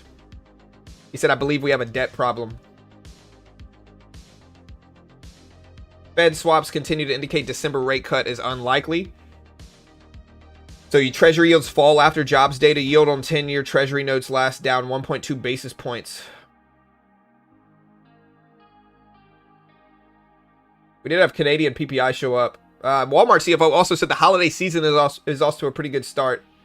Again, one of the things that showed weak was the Philly Fed Manufacturing Index showed a negative number. Again, payroll showed up at 119 versus expected 50.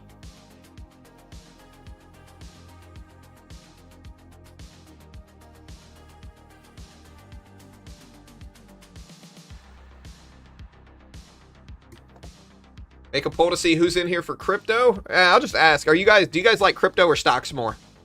Crypto or stocks? Let me know. I like both of them, just to clarify. I'm not prejudiced against crypto bros like everybody else. I like crypto. Shout out to crypto. Is it time to buy the dip in Bitcoin? Guys, let me know. Stocks, both stocks, futures, crypto, stocks, both. Crypto. I think both is the right answer, just to clarify. I like crap coins. Crypto. All right, so we got some crypto guys here. And girls, you know. Bitcoin enthusiasts. I like Bitcoin. I think it's pretty split down the middle, to be honest, in terms of crypto versus stocks. Gold? I know we got some gold lovers here. I like gold, too.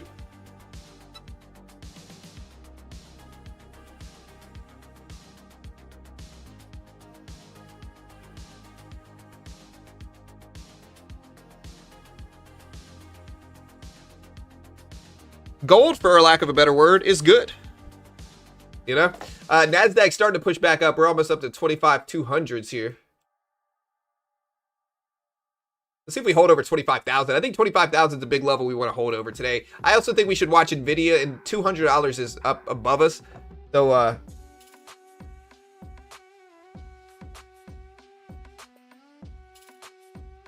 yeah, we will see. Did they add some more stuff to the calendar this morning? Let me see. I mean, we already saw this, right? November employment situation is going to come out December 16th. The big story right now, guys, is, again, the reason this payroll report is important, but also it's delayed, right? And the big dynamic, like if you want to know why we saw the odds of a December cut decrease substantially over the last 48 hours or more, the reason this happened is because they scheduled the November employment report, the NFP report, the same report we got today, but for November, this current month, is going to release after the next Fed meeting. And they also canceled the October report completely. We're not going to see an October payroll report, labor report, unemployment report. We're not going to see that at all. Instead, we're going to get the November one, which was originally scheduled for before the Fed meeting on December 10th. It is now scheduled for December 16th after the Fed meeting, right? And so this is going to be the last payroll report that we get before the December rate cut decision. Essentially meaning that they're not going to have that data to guide them on their decision, which means that a much stronger than expected payroll report mixed with no other payroll reports coming out before the Fed meeting means that we're probably going to not cut rates in December, is what a lot of people are expecting. That's why you see the rates odds. Let me refresh this to see if it's changed. That's why you see the odds decrease so much, is because we're not going to get another payroll report until the December Fed meeting, right? And mine's just not loading. I think it's probably just got so much traffic. Yeah, Powell's out next year. So we're skipping October report completely. The government was shut down the entire month of October. And so because of that, we're not getting an October report at all. And that people are assuming that's hawkish, right? Less rate cut odds.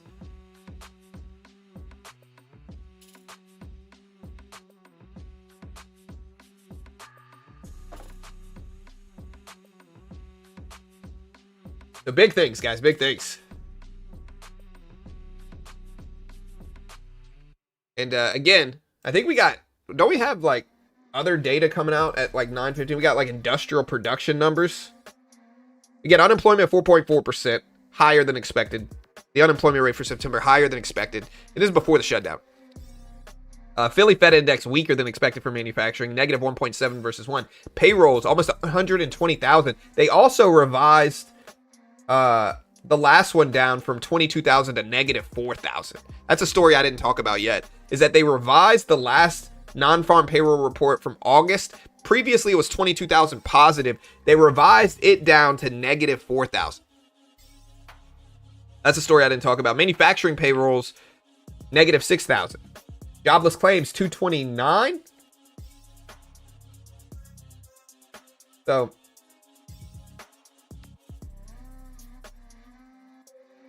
again, jobless claims 229,000, which is a little bit higher actually than expected. And then again, it does say in 30 minutes we have industrial production, capacity utilization, existing home sales at 10 and more. We'll see if we get those and what they do really. I don't think those are really going to move markets. Capacity utilization expected at 77.3%. Industrial production last time for October, or for September was 0.1%. Yeah, next week we have GDP data. We have PCE inflation data. We also have the Fed's Hammock speaking right now. He says that easing monetary policy now could encourage financial risk taking.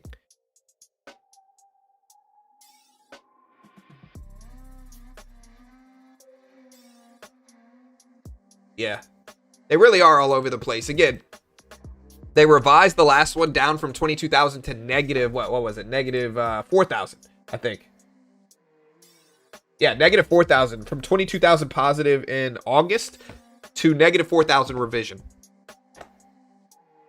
So, not good, not good. And again, we will see what we get today. Opening bell is coming soon here, guys. I'm ready.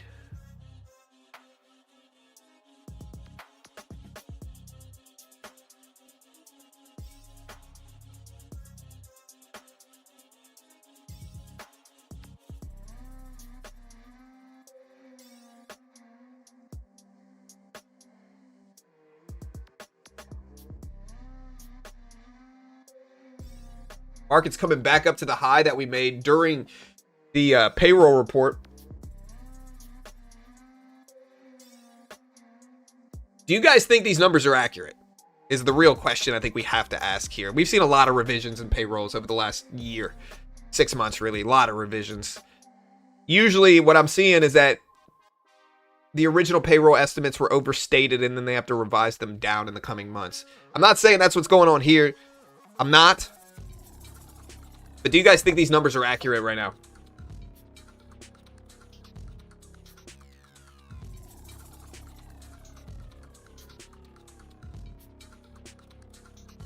Next report's going to be worse. Yeah, I mean, the next report, it's going to include the dynamic of the shutdown. And so it probably is going to be worse. But we're going to get it, again, after the Fed meeting is when we're going to get that report. And so it's not going to be relevant to the next Fed decision. Unless we get, like, I think we could get ADP data. Remember, we do have ADP data coming out now every Tuesday, which I'm honestly, for somebody that covers all the data, I'm excited about it. Because now we're going to get a report every Tuesday and Thursday, no matter what. We're going to get ADP prelim weekly job numbers every Tuesday from ADP. And then we're going to get jobless claims every Thursday, no matter what. So, again, and next week we got GDP data, delayed GDP data. We have PCE inflation data that was delayed, I believe. We've got jobless claims. We got the ADP report. And then I think we have more stuff as well. I have to go look. I think we get like durable goods, some of the delayed durable goods reports. They canceled, again, the November... they canceled the September JOLTS report as well as the October payroll report. So that ain't coming out at all now. But yeah, it's a time. It's a time.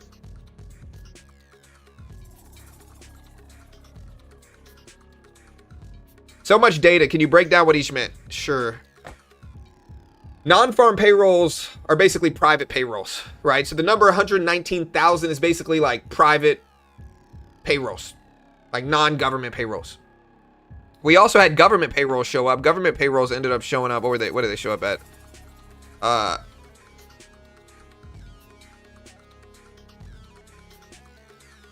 Specific private payroll showed up at 97,000. Manufacturing, some of these are self-evident. Negative 6,000, but it was better than the negative 8,000 expected. Jobless claims is how many people are filing for unemployment week to week. That showed up lower than expected, meaning less people filed for unemployment week to week at 220,000. This is for the 15th of November week. 220 versus 230 expected. What else do we have? The Philly Fed Manufacturing Index just gauges manufacturing. It showed up a little bit weaker than expected, actually. They expected it at a positive 1. It showed up at a negative, I think, 1.7 or something like that. Government payroll showed up way stronger than last time. Again, this is before the shutdown. Government payroll showed up at 22,000 versus a previous number of negative 16,000 revised to negative 22,000. So government payrolls rebounded here. And yeah, that's what it all means.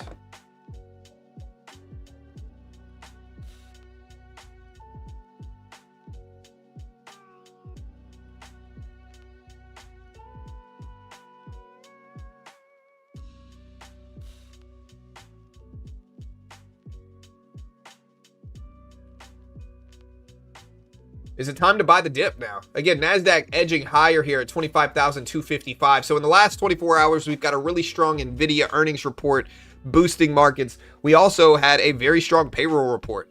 Very strong payroll report. Our payroll showed up again at 119,000 versus 50K, 55K expected. Again, we do have the Fed's hammock speaking right now about jobs and easing in December. He said rate cut risk prolonging high inflation could also encourage financial market risk taking. Basically, rate cuts could cause inflation and cause bad trends. Financial conditions right now are quite accommodative. Stablecoins and private credit merit watching. Financial system and household finances in good shape. Banks are well capitalized. Again, we got Nick Timmeros from the Wall Street Journal said private sector payroll growth using a 3-month moving average, again, ticked up to 57,000 in September from a cycle low to at 16,000 in August. Using a longer 6-month average, whoa, where'd it go? I missed it. There it is. Again, using a longer 6-month average, private sector payrolls edged down to 58,000 in September, a new cycle low. And so you can kind of see this trend. Private sector payroll growth 6-month average. This is the trend since 2021. Now, you know, this is so the Fed started cutting rates here, just to put this into perspective, right? Like if you want to understand, or not cutting rates, the Fed started raising rates here, right? That's when the Fed started raising rates. This is about 2022, 2023 is right here. This is when the Fed started raising rates aggressively after the inflation spiking to 9% for CPI, after 2020 lockdowns, quantitative easing, stimulus checks, all the things that caused inflation in 2020. The Fed started raising rates here, right? Just to understand this peak. But we'll see what happens. We'll see what happens. Fed's ending quantitative tightening in 10 days. So that should be good for, you know, easing a little bit more. But again, it's looking less likely that we're going to have a December rate cut. Is the CME watch tool down for anybody? I'm showing 503 error. It's not available.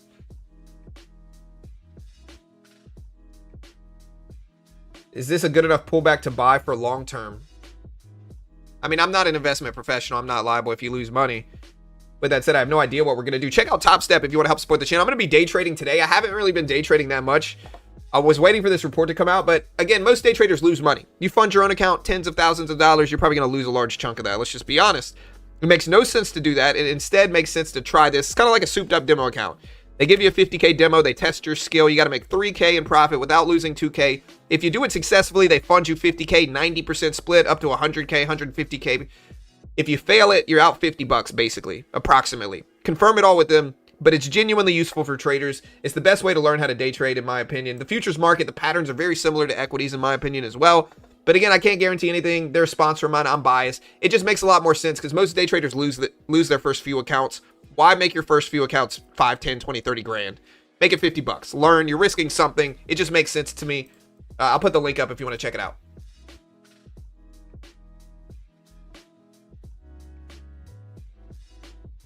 Get your mind out the gutter, Ivy. Get your mind out the gutter, okay? I was showing you guys the peak of when the Fed started raising interest rates. And doing quantitative tightening and doing a bunch of other stuff, to be honest.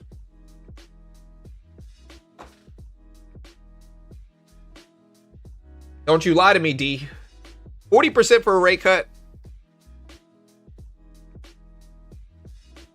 Okay. I'm showing 35%. You didn't lie to me. Rate cut odds have actually, sometimes the markets are nonsensical and they're buy the rumor, sell the news. I heard a lot of rumors about how payrolls were going to be stronger today. I did. I saw a bunch of rumors about payrolls going to be stronger today.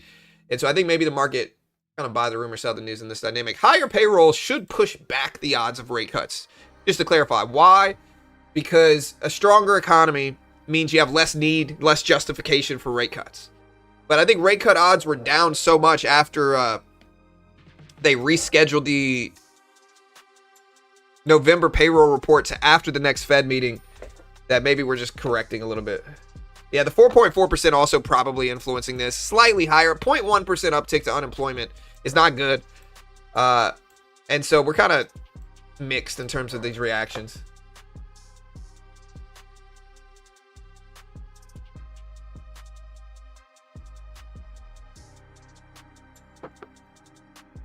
Yeah, lower employment. No, I agree. I mean, it's not good. Should I buy this dip? I almost want to buy this dip. Let me see. You know what? I'll try to buy this dip. I'm gonna buy it right here. Take a little bit more. Take 2 contracts here. Can we pop back up there? Make another test. What is it? It is almost 9 a.m. All right, that's fair.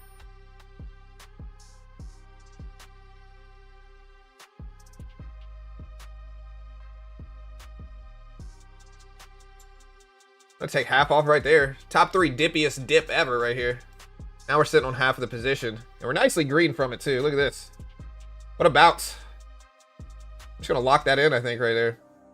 Little scalp, but hey, it's right after the payroll numbers. Maybe could have held it to 250. Probably could have, I think, but...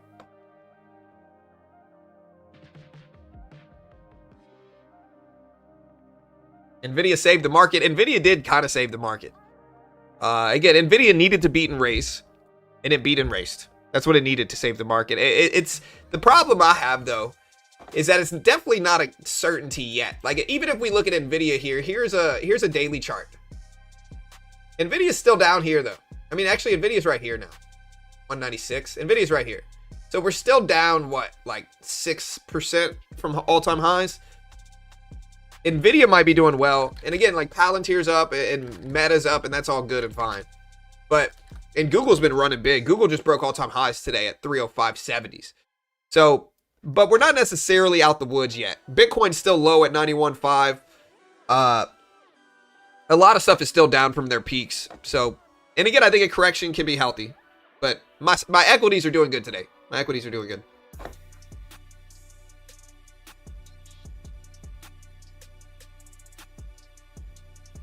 Looks like I got out of this right in time here, too. Look at that.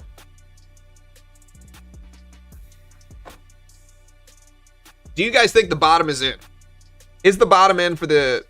Is the market bottom in now? Let me know.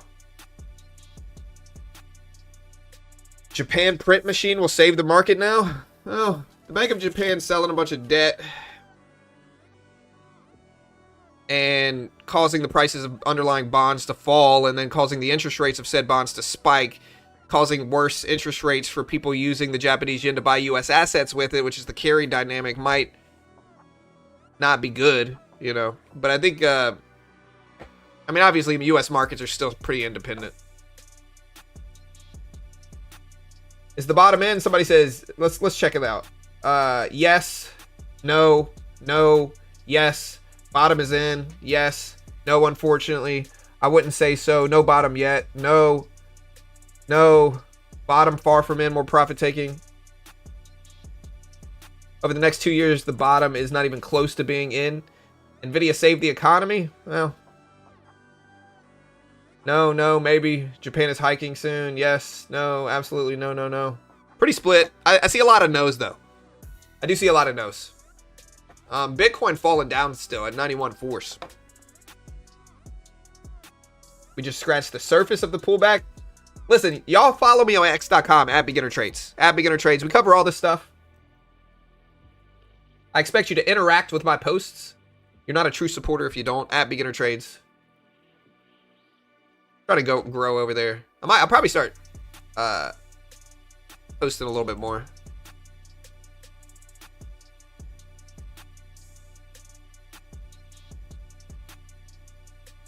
Look at Bitcoin falling here, guys. Bitcoin dipping down a little bit here. Bitcoin's right here. It's starting to drop.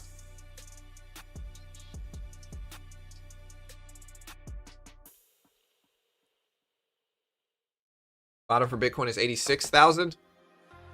I think it's going to be a slow bleed for months. Not any big red day. We have a lot better data and stats that we can avoid these bigger crashes. Yeah, PCE inflation next week in the wake of high payroll numbers is going to be relevant. I think the ADP data weekly that we're going to be getting is going to be relevant as well. I think historically the ADP data has been more accurate sometimes than the actual payroll report, even though the non-farm payroll report, we cover all of it, right? But and payroll is obviously the bigger report that more people tune in for. We had almost 3,000 people here during the NFP report. But historically, again, the ADP data has been, in my opinion, more accurate in terms of what we actually see later on in revisions. ADP data usually gets it right the first time. And we have that weekly now every Tuesday. And I think the Fed even acknowledged at some point that they use the ADP, they didn't say ADP, but they say some private sources for data. And so I think that's going to be relevant leading into the next Fed meeting. Also, next week we have PCE inflation. So next week we do have PCE inflation. We have GDP data and more. So we got a lot of stuff, to be honest, next week also.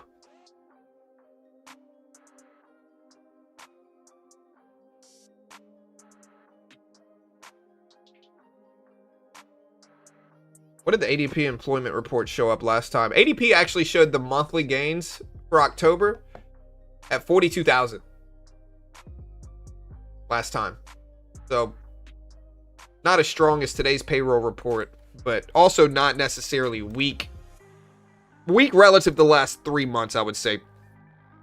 For a time period, one time we got like 260,000 over the last 4 or 5 months. Can't remember which month it was. Pretty sure they revised it though.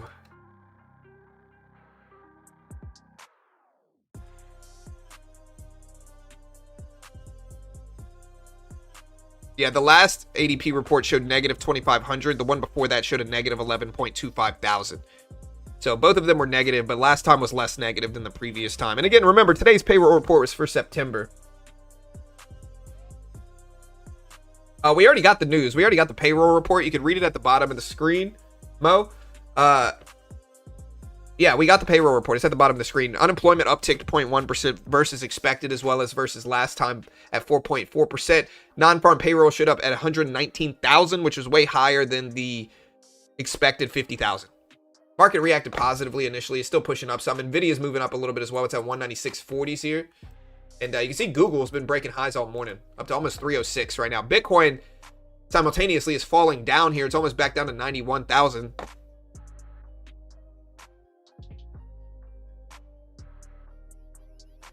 Is Bitcoin inverse to stocks? Not generally. Usually it's been following stocks. Again, rate cut odds have upticked to over 41% right now. Curious as why this is. Oh, let me make sure. Yeah, this is a 25 basis point cut. Weird. Again, shows you they're volatile. SoftBank is apparently going to invest $3 billion in a factory for OpenAI data centers via the information. The unemployment rate may be getting baked in here. Uptick to 4.4%.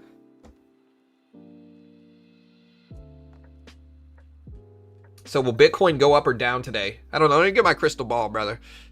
You know, I have no idea, man. What Bitcoin's going to do, bro? Anybody that tells you they know exactly what Bitcoin's going to do intraday, they're just telling you what you want to hear, brother. They got a 50-50 shot, up or down, you know. But I have no idea, man. Let me know. Will Bitcoin go up or down today? Let me ask the encyclopedia of the chat. You guys, if anybody knows, you guys know, right?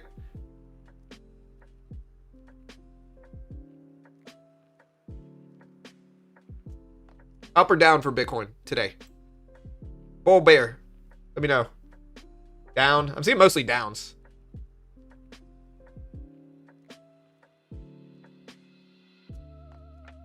Up, dump, up, flat to down.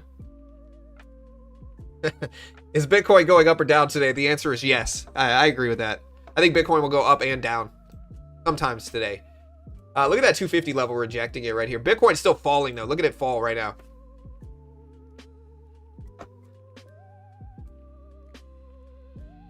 Yeah, all good, Mo. No worries, bro. 80,000 soon. Now it's at almost 90,000 again. Let me see. Let me make sure there's no crypto news. I don't think I'm missing anything, but let's see. SoftBank again, $3 billion investment into OpenAI data centers. Lordstown plan, according to the information. Bad news is now good news for stocks. Yeah, I think they're reacting probably to the unemployment or the payroll report, though. Unemployment again, 4.4%.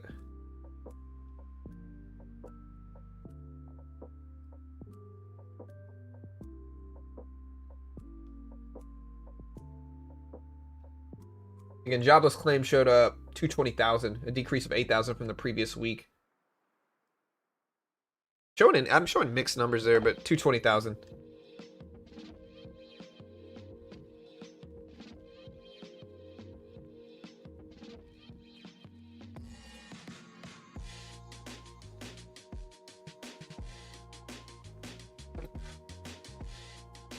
Will you buy Bitcoin if it hits 20,000? 20,000? I mean, probably, realistically, you know. But if it gets that low, I don't think it's without risk. And I think the crypto market will be in shambles if it does. And so I tend to think it's not going to happen. There's too much big money involved. Big money's not going to let that happen, I think. Unless they're behind it. But I'd probably buy it, yes.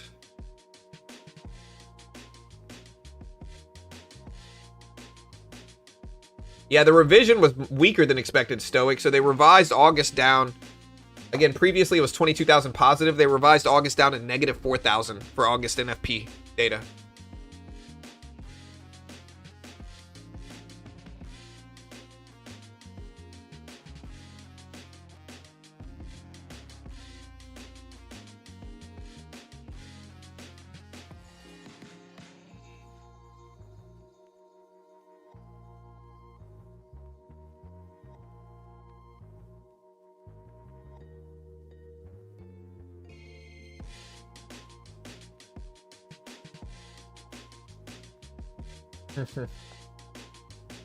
Yeah, Bitcoin down to 90.7 thousand as we speak here. 90.7. We are seeing a pullback in tech as well.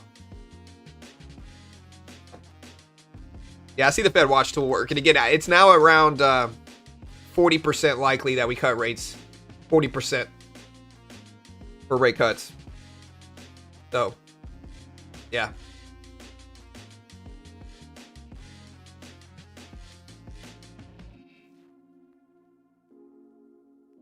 Again, non-farm payrolls heating up. We also have existing home sales and more, but this is a big report we got today. Not small. Moody's rating upgrades Rolls-Royce. 70% of Americans say the U.S. higher education system is heading in the wrong direction. Alphabet shares are up big. Again, Google up to 304s, right around all-time highs. Bitcoin still falling down a little bit this morning at 90.7 thousand here. Again, Google said Westinghouse partnered with Google Cloud to develop custom AI-powered platform using specialized models from both companies.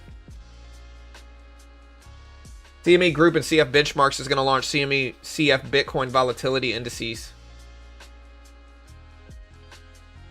So Goldman Sachs thinks December rate cut is still pretty likely. One of their members said a December rate cut remains likely as soft labor data and near target inflation should drive policy despite hawkish remarks. She added that setup allows Powell to continue his risk management approach before his term ends in May.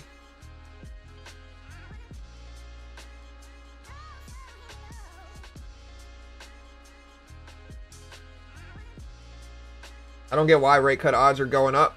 Probably the unemployment rate uptick to 4.4%.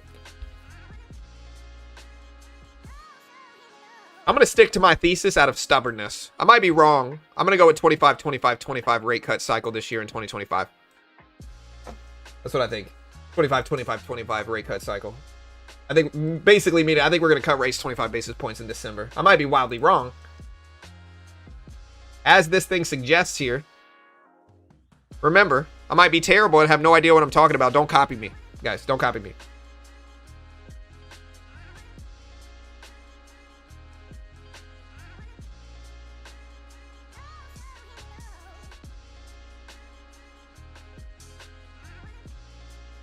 Bitcoin down to 90,500. Again, watch 90K. Here's 90,000 for Bitcoin. Let's see if 90K props it up.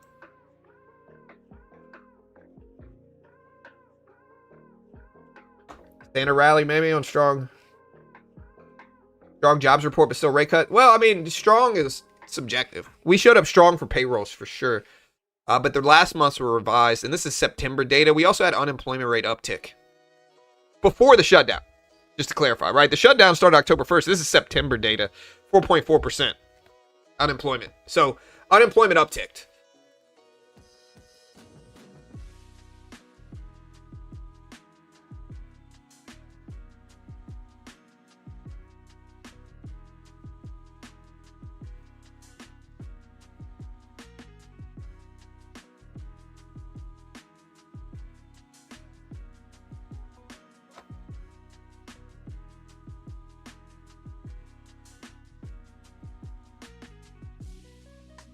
You watch credit spreads, it looks like they've bottomed for the cycle. Bitcoin making an M pattern.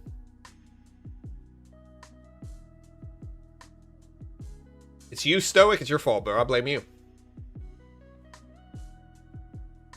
All right, guys. Hey, we got 18 minutes until the market opens today. I think we got more data. Wait. Didn't we get... Okay, no. We get industrial production numbers in 3 minutes. 2 minutes. Existing home sales in 45 minutes. I don't think their industrial production numbers are going to move anything, but we'll watch it just in case it does.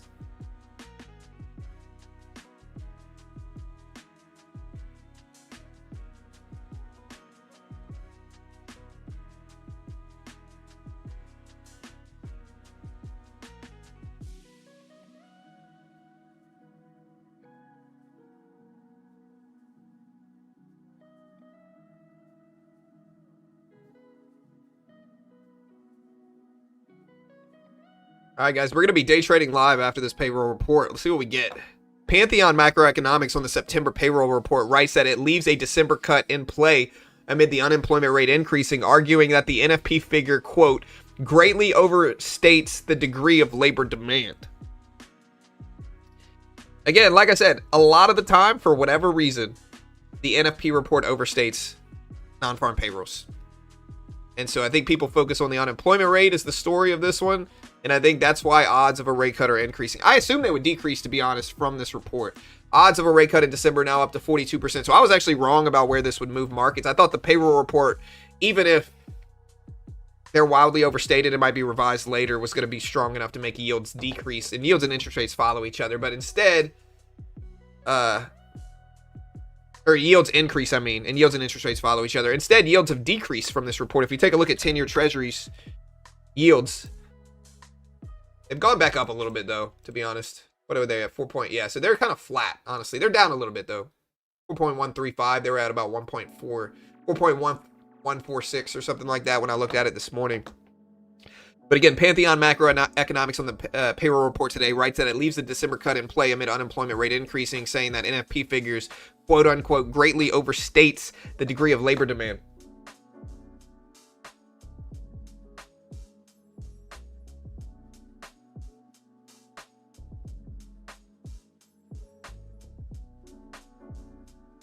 Loving all the data releases. Me too, man. It's been a while. It's been over a month. We finally got data coming back. Make data great again, guys. Make data and my left knee great again. Top 3 knees ever. Imagine if NFP data was weak. Yeah, for sure. I think the market kind of needed strong data, though. Unemployment rate scaring people. We're kind of flat from this report, too. Just to put this into perspective. Actually, no, we're not flat. We're green. This report showed up here, so yeah. We were at 125, so we're now over 200. So we're green from this report. Just sideways.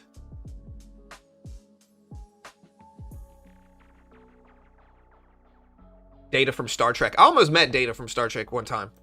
I went to Collecticon with my kids. And Data was there. They also had the guy that played Ash's voice, who's out here signing cards and trying to charge people hundreds of dollars for the card like he's famous, but nobody knows who he is, really. And He did a song. It got too cringy. I had to leave, to be honest. My kids were even like, hey, bro, let's get out of here. But yeah. Bitcoin 85 to 95,000. Yeah, I mean, it's dropping this morning. Market's pulling back with it, though, to be honest. Nvidia's still flat. It's from yesterday, but it's green from yesterday, but flat this morning. I mean, but yeah, market's pulling back. Bitcoin's pulling back. Google's pulling back a little bit over the last 20 minutes. I mean,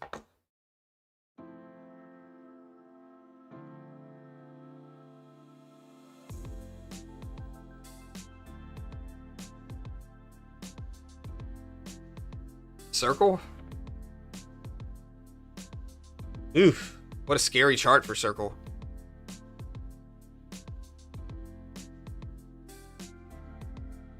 They're an internet company. What are they, like a fiber optic company? IPOs, man. This is why I don't mess with IPOs. I tell people all the time, I don't buy IPOs. I don't care how good the company is. You know, that's a freaking gambler's paradise.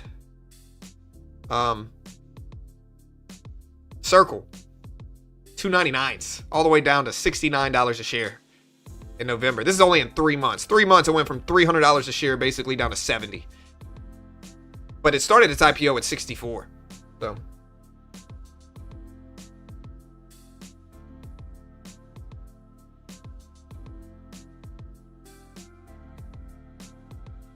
oh. It's USDC's issuer. Okay, got you.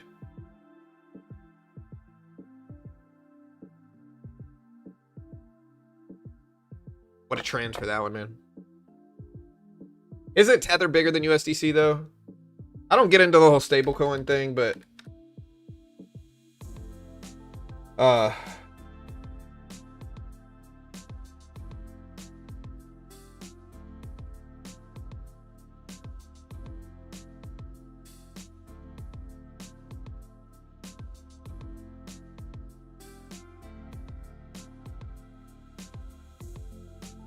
all right, guys, we got 12 minutes. 12 minutes. Bitcoin rebounding a little bit after dropping for the last 20 or so.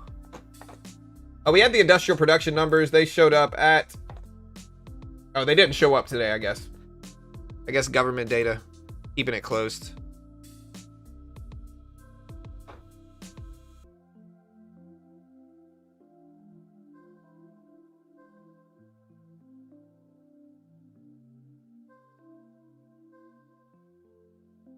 Boy, Nvidia hold the market up today, guys. Very green day. Nvidia beat EPS, beat revenue, raised guidance yesterday. Will it keep holding the market up? Oof. We will see.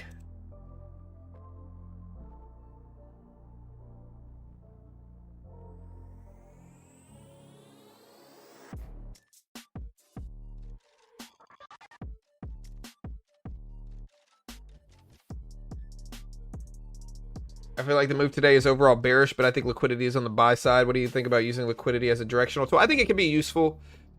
You gotta, like, with most things, you can't put weight on any one indicator.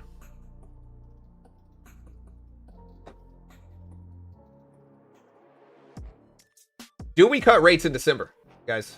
Let me know. Say cut or no cut in December. Again, the median age of home buyers is at a record high of 59 per the National Association of Realtors.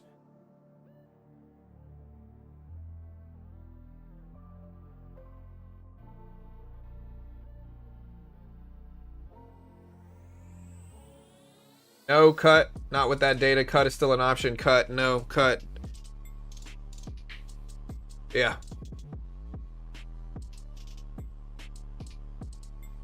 What's the prediction on when the relief bounce may occur? I don't know. I don't know. I think it depends on what next week looks like, to be honest. Cut, cut, no cut. Guys, are you buying Bitcoin now or waiting? I'm already in Bitcoin. I don't think I'm, you know. Of course, no cut. I'm not buying Bitcoin until fall. Today feels like Friday. Yeah, we got the NFP data on a Thursday. It does feel like a Friday to me, to be honest. I don't think we have anything tomorrow like that. Let me see. We got real earnings tomorrow, month over month, but not really. Negative 0.5%. Canadian core retail sales. We got manufacturing and services PMI tomorrow, and Michigan consumer sentiment. So we got something. But it's not like a huge report. All right, 9 minutes into the opening bell. Yeah, unemployment rate 4.4%. Was the NFP report actually good for Bitcoin? I would say the dynamic of this is Bitcoin wants easing. So unemployment rate going up to 4.4% is better for easing, but payrolls being higher than expected by the margin that they were is not good for easing.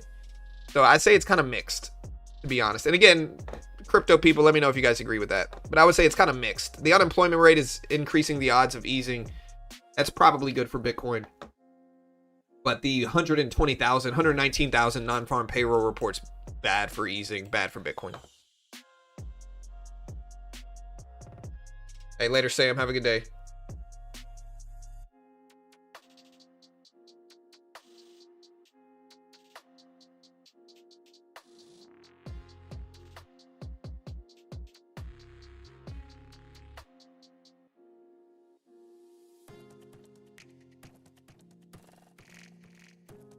All right, so U.S. Labor Secretary Chavez says manufacturing numbers are not where we want them. Yeah, we've seen weakness in manufacturing numbers. They say 97,000 of new jobs were in the private sector. 97,000 of new jobs were in private sector. Manufacturing numbers are not where we want them to be.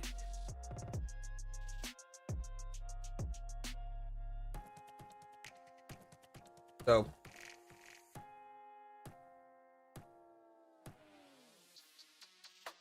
will the September payroll report be revised? What did I ask? I got 64% bullish. Yeah, I'll ask that question. Or I think a better question is just, do we cut rates in December?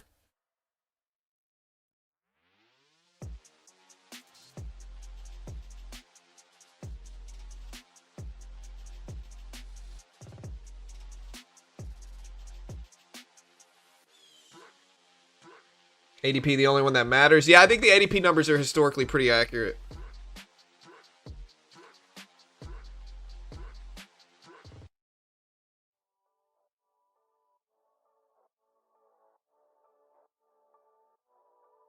All right, Nvidia down, moving to 195.80s. 7 minutes left.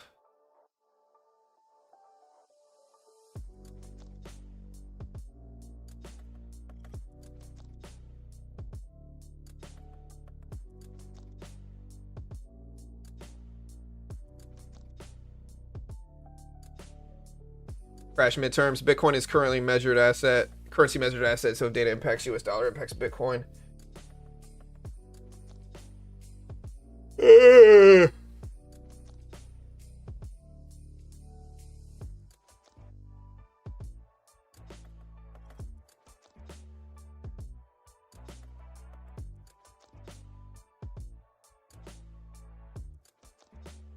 All right, guys, 6 minutes. I'll probably wait until the open to trade. Let's see what we get.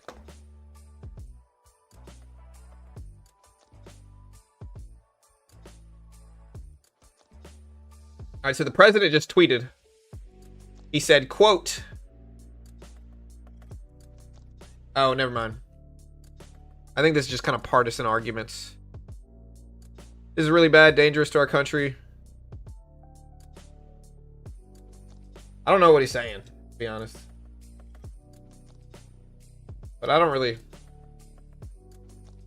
All right, let's look deeper.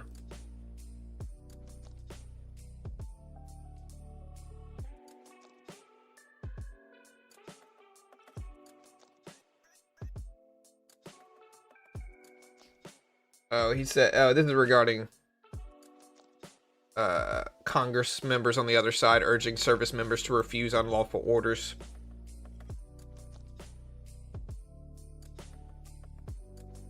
Yeah, I've been up since like 4:30 in the morning, my time.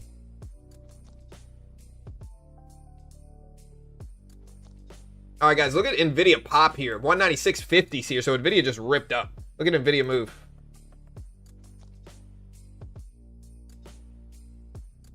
All right, so the Chinese Commerce Minister meets U.S. Ambassador in Beijing. But Nvidia just popped.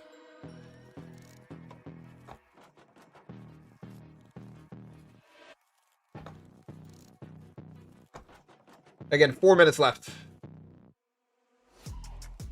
Netflix popping? No, this is his quotes were regarding other stuff. Netflix is popping up a little bit. I should have bought them. I don't know.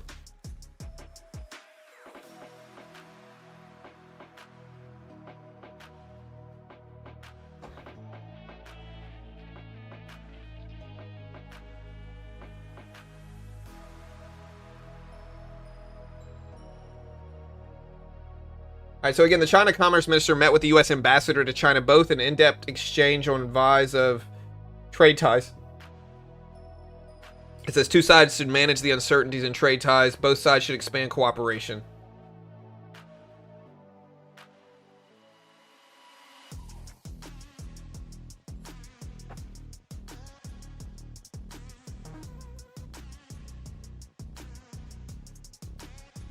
Yeah, Nvidia just bounced.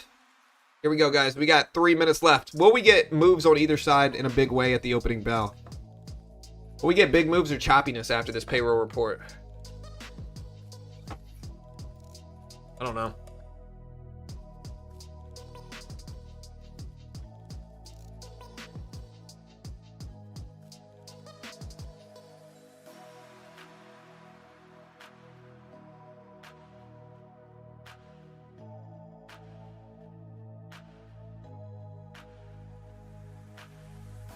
Bitcoin back up to 91.3s here, so Bitcoin moving back up a little bit. Looking at our poll, we asked people, do we cut rates in December? 65% of people say yes. 35% of people say no.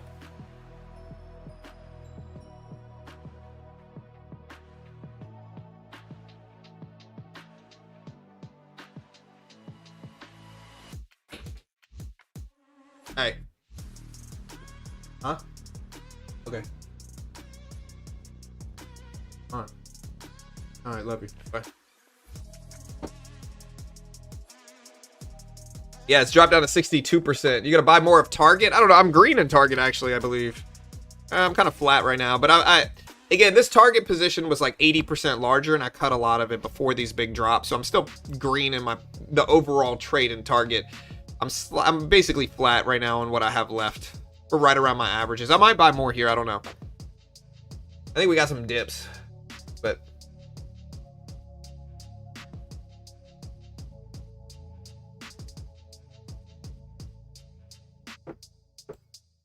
I just try investing in cheap stocks long term, but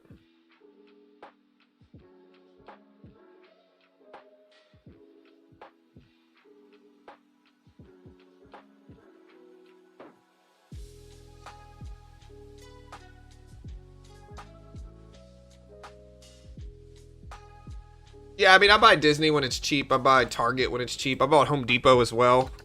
And I think, like, long-term, these are going to be fine. Short-term, who knows? But that's not the point of him. The point of him is to buy them long-term. And really, the whole point was to kind of diversify outside of tech, is why I bought these stocks. If you want to know why, it was just because tech seemed risky. And I'm in tech, but, like, you know, I want some other stuff, too, outside of just buying indexes. And so I look for things that are down big, low PE ratios, and I try to buy those.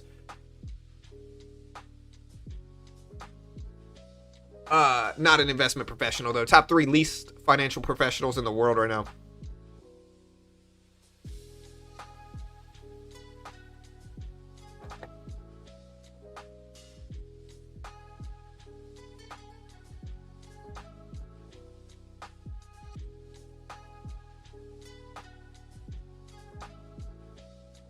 Again, hit the subscribe button. Hit the notification bell. Help me pump these numbers up here, guys. These are rookie numbers right now.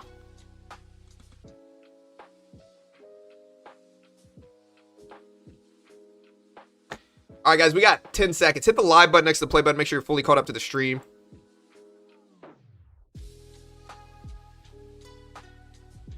All right, guys, there's the opening bell here.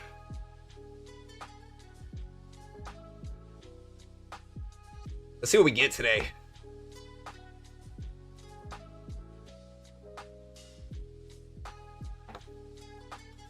Big retracement down here. Look at Nvidia. Whoa. Not the biggest drop, but it is a drop for Nvidia. Let's see if it holds. I'm going to patiently wait the opening bell out here, but get Nvidia. Google, both dropping at the opening bell. Nasdaq falling down here.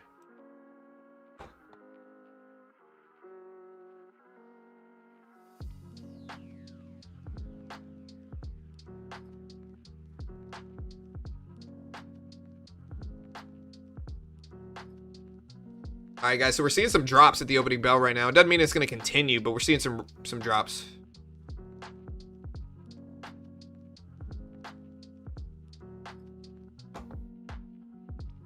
Again, Nvidia is down, but starting to pop back up. What else do we have? We got like Apple, right?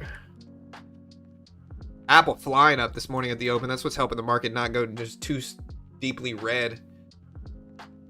Apple up to 273s at the opening bell.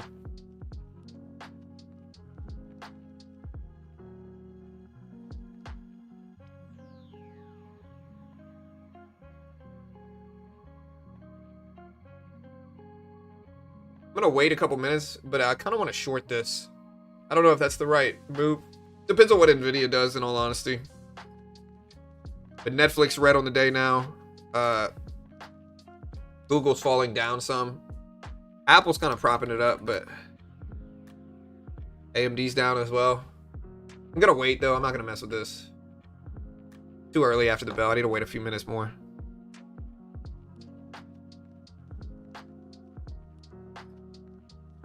First move could be the wrong move. FOMC meeting's not today. We had the Fed minutes yesterday. Wasn't an FOMC meeting though. All right, Nvidia still tapping the lows at 194s. Should have shorted it. Too early after the bell, but I should have shorted it.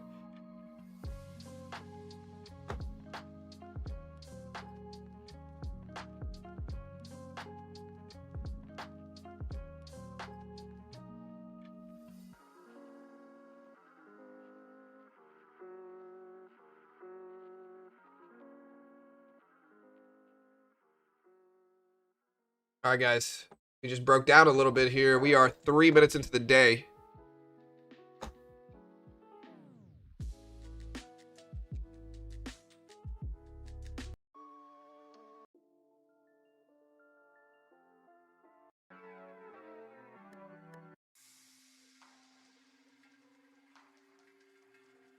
Still looking weak.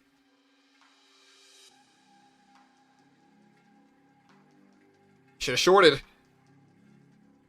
Top 3 greatest idea ever right there. Don't copy me. I'm not an investment professional.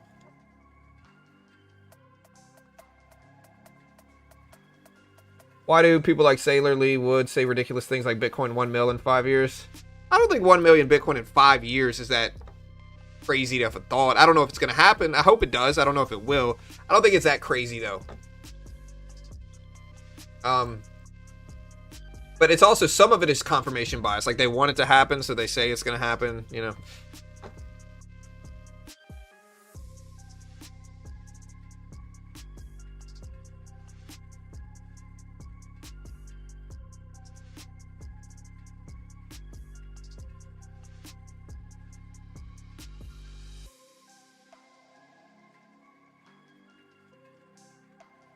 right, here's a pop back up. Let's see if it holds.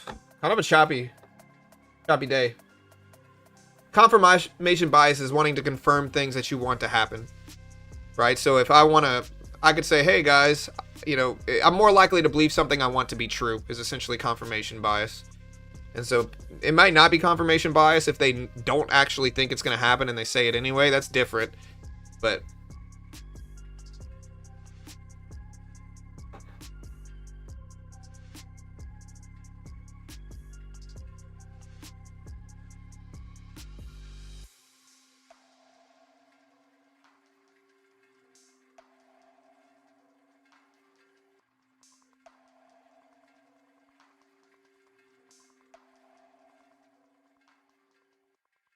all right, we're very choppy in range right now. Starting to see some moves back up, but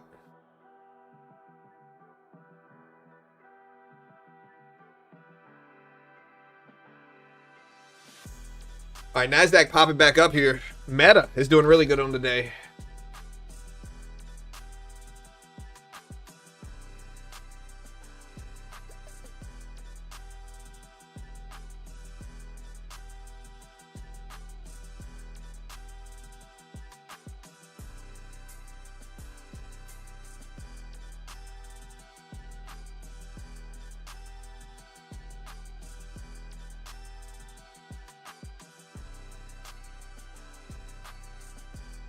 Payrolls were strong.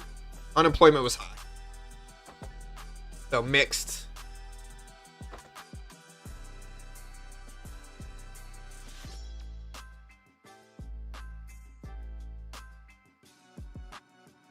I kind of want to buy this, but I'm going to wait. Good thing I waited. Maybe not, it's a good thing. We just popped right back up. Should have bought it. It's whippy right now. I'm changing my tune multiple times in 30 seconds. I gotta wait until this range breaks, right? I'm looking at under 150, over 250 is my range.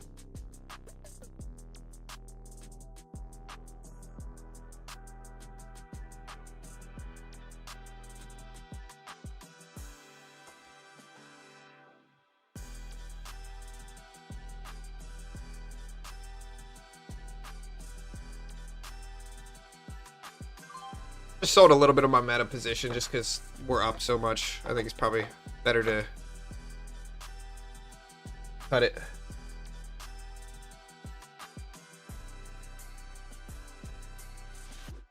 Cut odds up to 40%. I second that. You're great, brother. I thank you, Smooth. Love your content. Thank you, Jane. Or Janine. Appreciate it.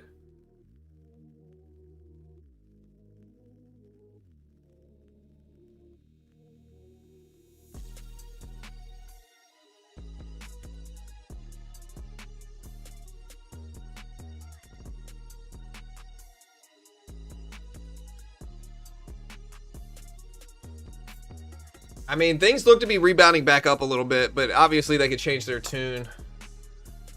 I still kind of want to buy this, but it's kind of the middle range, and I think I just have to wait.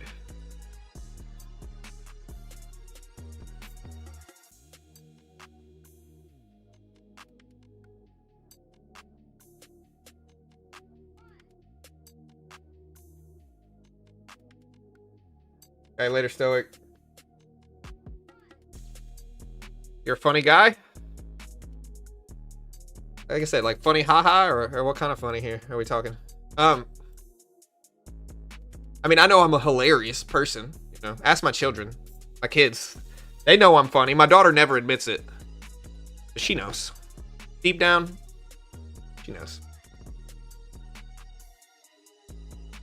Alright, I'm gonna buy this dip.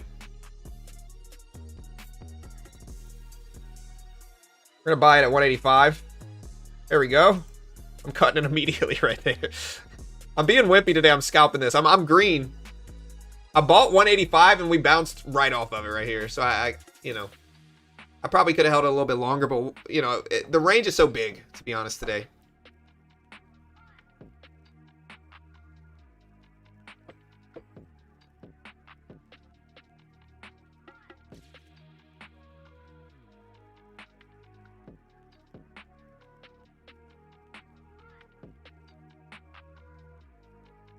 Meta.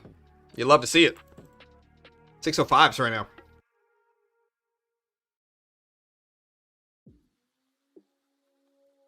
Do I want to buy this dip again at 185? I don't think so. I think if it dips back down there, it's kind of sketchy.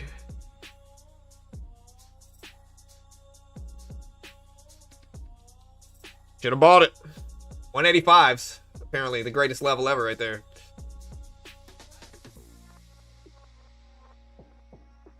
Bitcoin coming back down though, right around 91,000.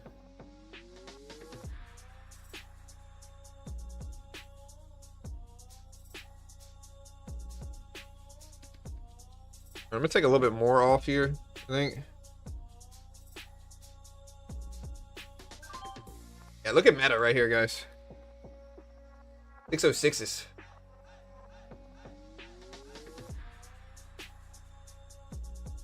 I'm definitely wimpy today, bro. I'm like top 3 wimpiest right now.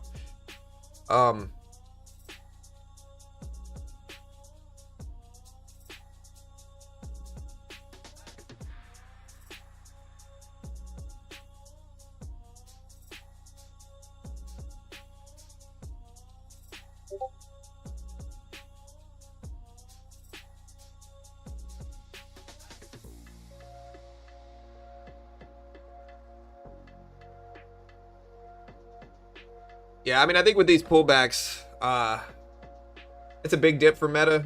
Nvidia is still trending negative since the opening bell. There's 185 break in here. I might short it now, actually. Let me see. It's kind of risky to short, though. We're still in such a tight range. Yeah, we just trapped all those shorts, actually, so I guess it's a good thing I didn't.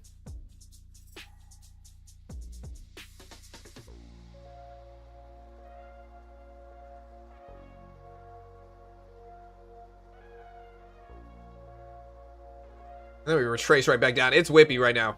Guys, y'all be careful. I guess the short would have worked, but it's too whippy right now. I want under 150s. That's the opening range. I'd like to see a break of that first. Again, today we do have, what is it, existing home sales? Yeah, existing home sales expected at 4.08 million for October. Man, I looked down for a second and we break 150. This looks weak, though.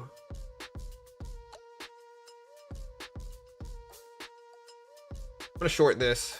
Kind of risky, though.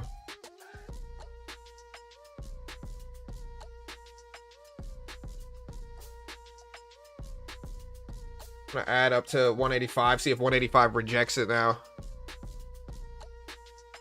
Yeah, I gotta cut some of that at least. Choppy today.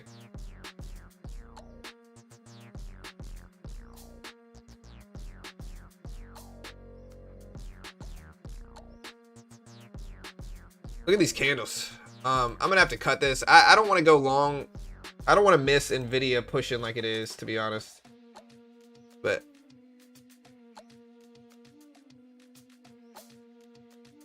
man, look at these drops.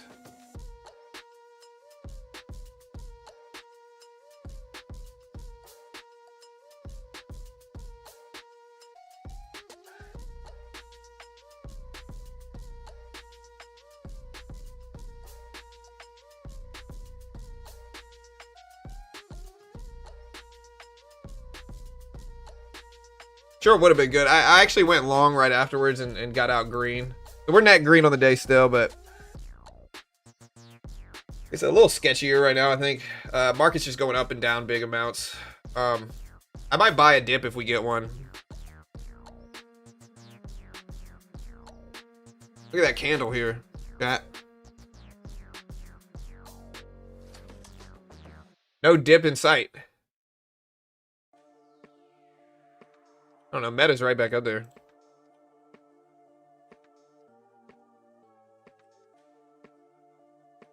I don't want to retrace this whole candle, though. That's why, the only reason I'm a little bit more hesitant of buying this.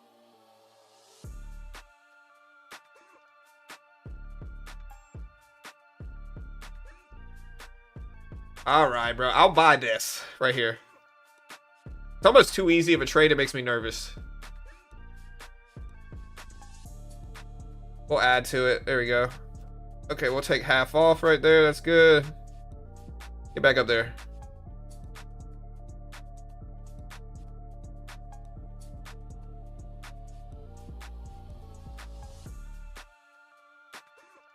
We're green on the trade so far, but I'm not really the most trusting person right now with this price action. Alright, let me get out right there. Alright, we're green on every account we got now. No follow through means we gotta scout faster.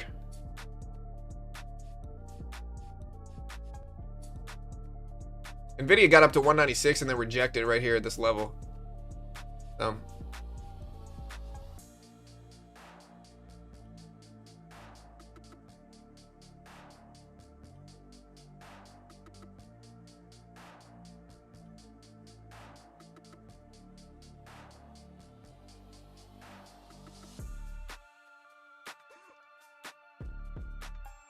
I'm gonna buy this again. See if we can make some size here, hopefully, but yikes. What a drop. Yeah, I gotta cut it mostly. Nah. That's too big of a drop. I'm getting stuck in the chop. I'm gonna switch accounts. Trade something else. Trade this one. Is this some news related? Let me see.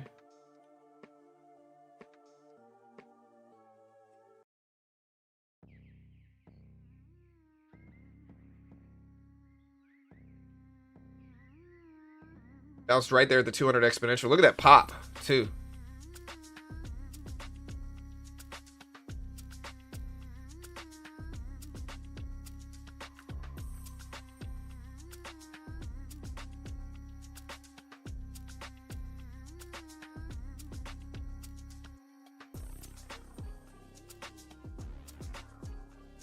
See if we keep dropping here.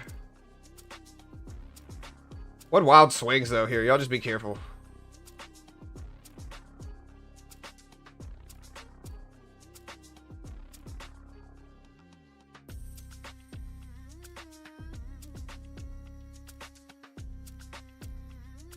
Are we going to break out of this chopper? No.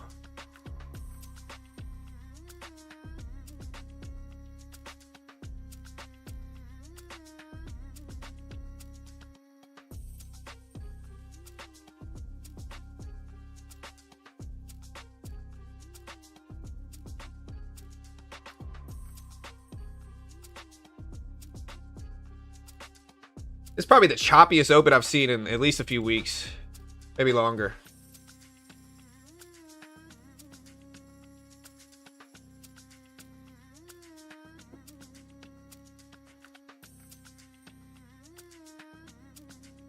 We're up to the top of the range, though. Do we break out the top here? Let's see.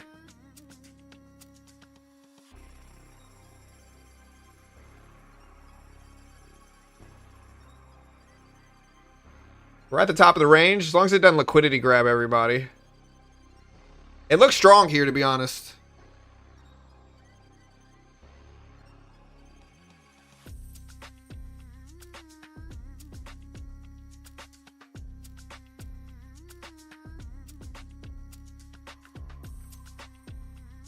All right, we're up there. I'm watching 250s. Look at that 250 pop. Over 250s. Nasdaq starting to turn on the upside here.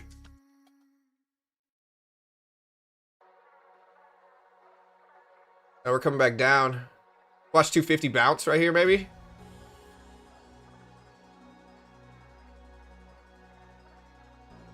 All right, we're under 250s now.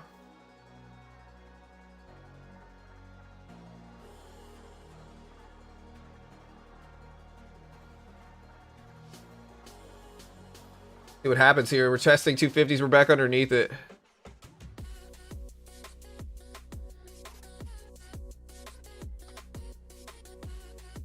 Look at that drop. I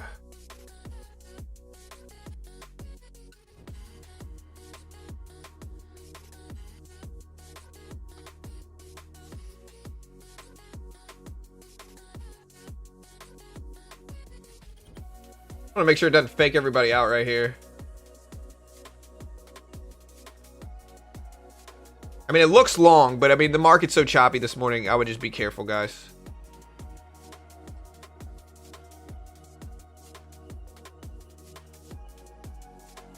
Big swings up and down. I think scalping's still the right move, but...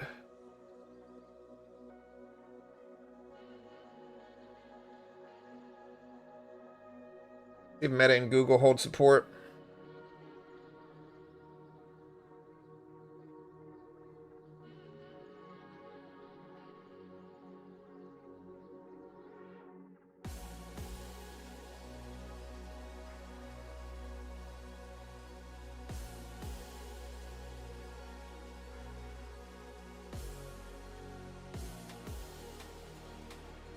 Look at this drop here. It's sketchy drop, to be honest, right now. Like, I don't think there's been worse price action. Check out Top Step. You want to help support the channel. No futures, or no PDT in futures. You can day trade the S&P, NASDAQ, Russell, gold. Most day traders lose money, so it makes sense to hedge your risk with something like this. 50 bucks a month for the base one. You pass the test, you get a 50K funded account, 90% split. You fail it, you lose 50 bucks. It's not the end of the world. Here's the link if you want to check it out. Great way to help support the channel. Again, they're a sponsor of mine. I'm biased, but it's genuinely useful. Most day traders lose. They're some of the most reliable in the game with payouts. Just a beautiful way to learn. No PDT in futures. Meta's ripping up right now. Yeah, I don't know if this is a bubble or not. To be honest, the market's so sketchy right now and hard to trade. Whether it's a bubble, I don't know. I think we could be early if it is. You know.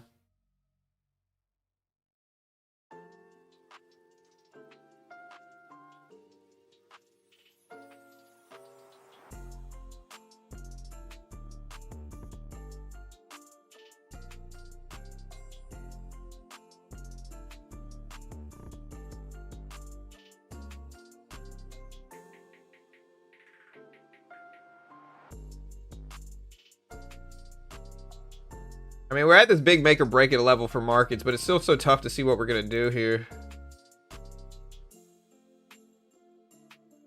Market keeps swinging both directions too. So it's kind of like this unknown area we're here.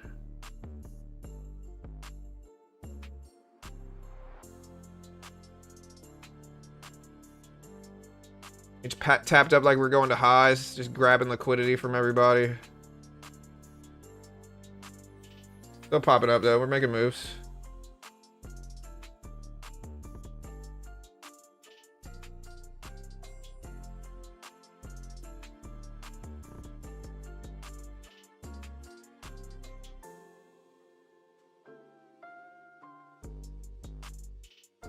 We're coming right back down. Did the bulls get control now?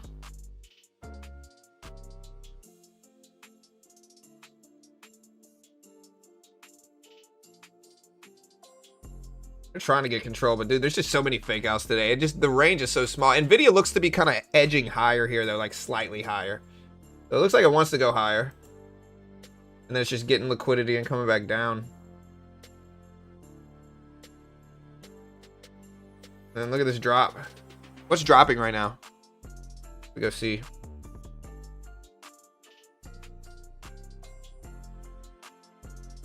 That's a red candle though for sure.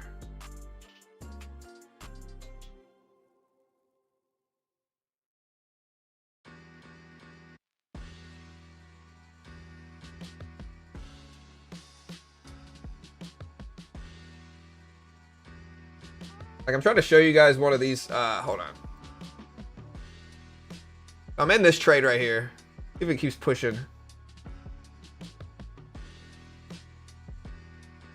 We're green enough to I want to add to it, but I'm not super confident in adding to this right now.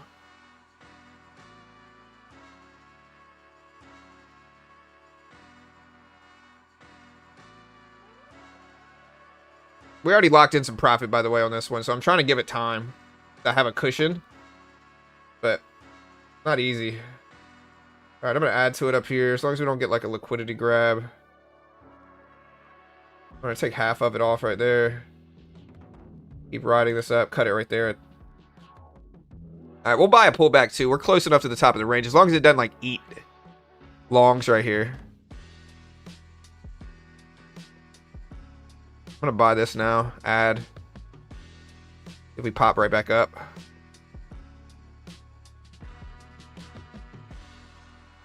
Definitely a risky ad, but I've got a cushion on the day, so we can do it.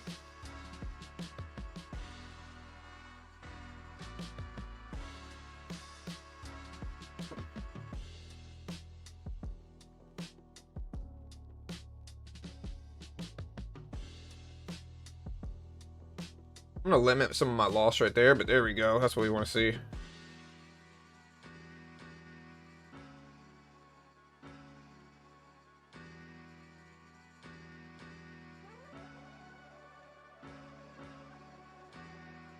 Add a little bit more here, see if we pop back up.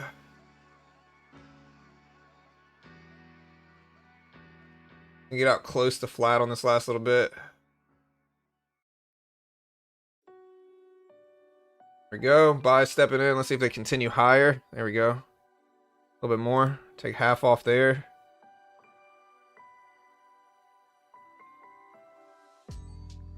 Go for that high of the day break here. We need it right now for liquidity just because the market's so choppy and boring. Somehow I'm green on this one, but...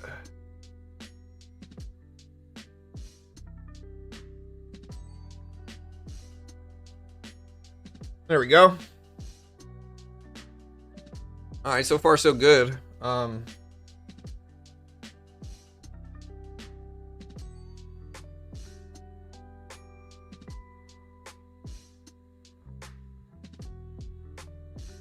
Yeah, again, give me a follow on x.com at beginner trades. Definitely helpful. Ooh.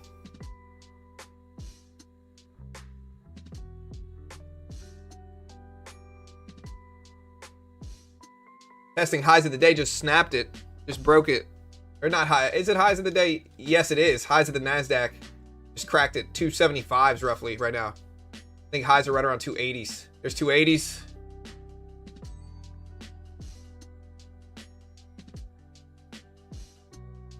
Existing home sales in 4 minutes. Yes, sir. 4.08 million is what they're expected at for October. 4.08 million.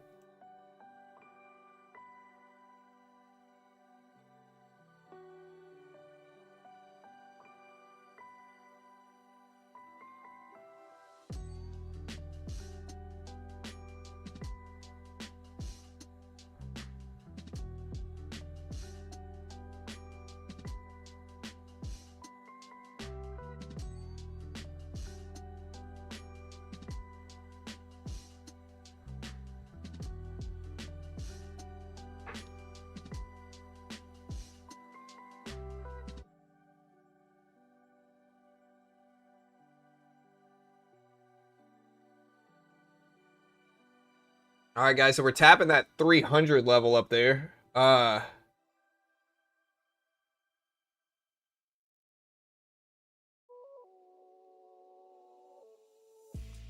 Bitcoin's back up to over 91,000. All right, here we go. Existing home sales coming out in about 2 minutes. 2 minutes. Expected at 4.08 million. We never got the industrial production numbers. I guess they weren't. They were delayed from the I guess they were delayed from the government shutdown.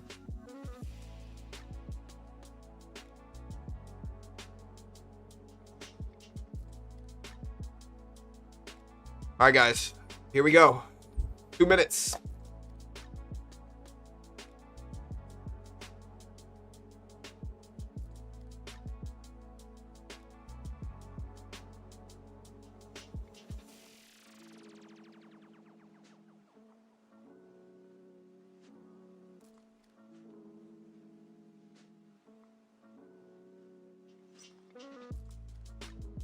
Pretty green day, though. I mean, Nvidia is getting kind of close to that 196 level. I think it's close enough to where it could have like a magnet dynamic where, sorry, I'm trying to put my shoes on.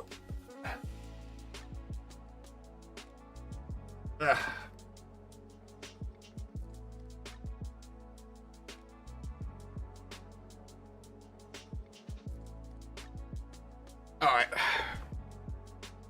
All right, chat. A minute left. Existing home sales. Again, 4.08 million is what they're expected to show up at.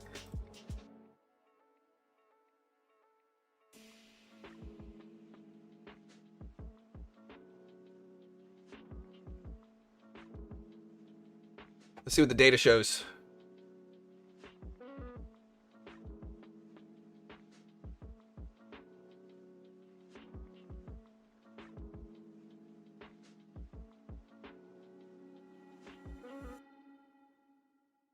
Just remember what happened yesterday. Yeah. Honestly, I see some stuff starting to turn. Meta starting to turn down. Good thing I took some profit up there. Google's starting to turn down. Google got close to all-time highs as well. Broke all-time highs, though, like maybe 3 minutes ago.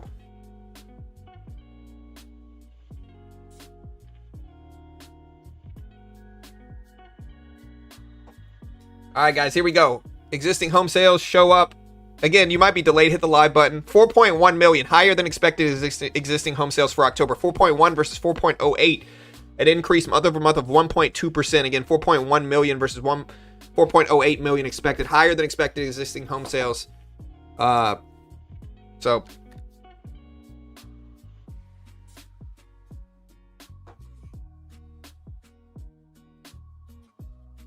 market's starting to flush down a little bit here.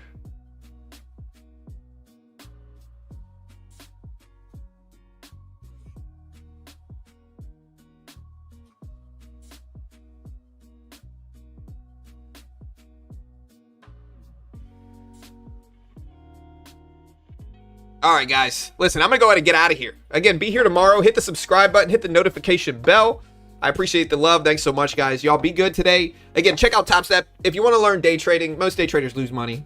It doesn't matter where you go. Most day traders are going to lose. Doesn't matter who your mentor is. Most day traders are going to lose. Doesn't matter what course you take. Most day traders lose. Why fund your own account with thousands of dollars? It makes no sense. Try Top Step. $50 a month is how you get started with the base one. It's kind of like a souped up demo account. A lot of really good stuff. Really useful for new traders learning how to trade with risk versus just a plain paper account. It just makes sense. I'll put the link up. Again, they're a sponsor of mine. Some would say I'm the top 3 most biased person ever. And we'll see if markets continue higher here today, guys. Again, I'm going to hit the live. If you hit the live button, you always get stuff real time. Put it in 2x speed as well. That's a little trick. And again, as soon as I close this stream, it's going to bring you to tomorrow's stream. So be ready for that. I'll see you guys tomorrow. Y'all be good. Be safe today. Market's still a little crazy from Nvidia earnings, payroll data, and more. So again, y'all be good. Have a great day. I'll see you guys later. Bitcoin down to under 91s. NASDAQ testing the highs of the day. And yeah, I'll see you guys.